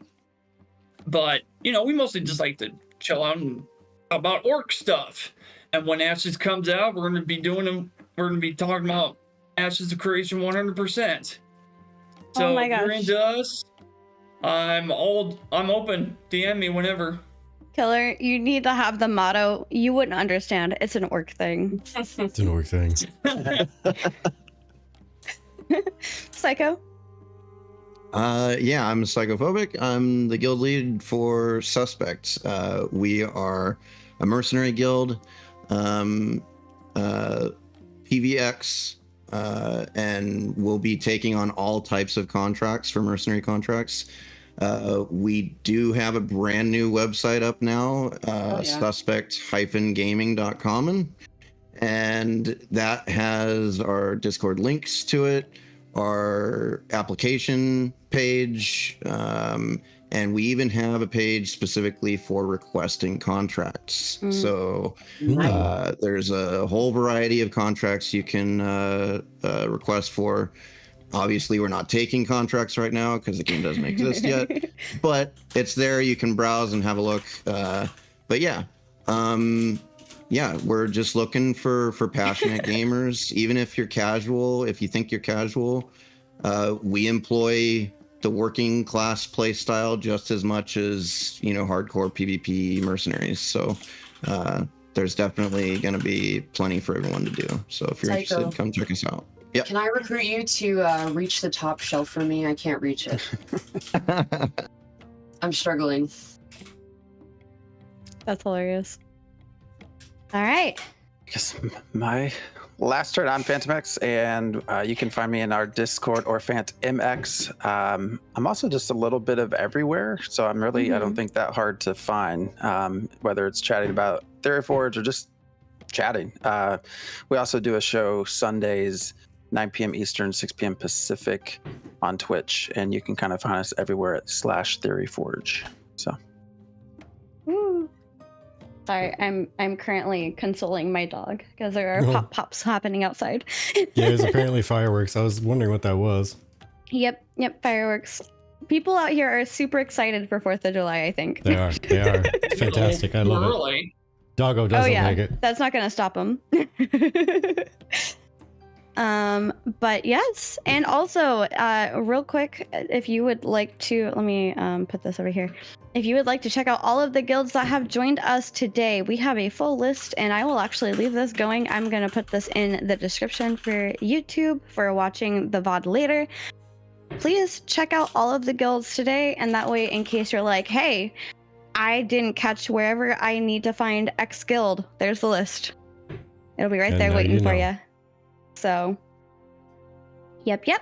Vertec. Yep. All right. Well, thank you everybody for hanging out. Thanks for coming out and just being you. Everyone keeping the chat active and interacting and asking questions of these wonderful guildmasters. That way they had more interesting things to talk about. Definitely love them all. Thanks for taking part in the polls so we know what you wanted to hear answers to. Yes. And thank you for everybody who is in this chat here with us. All of you guildmaster peoples of all you wonderful guilds. We love you all. We do. And if you are a guild and you're like, how do I get on a summit?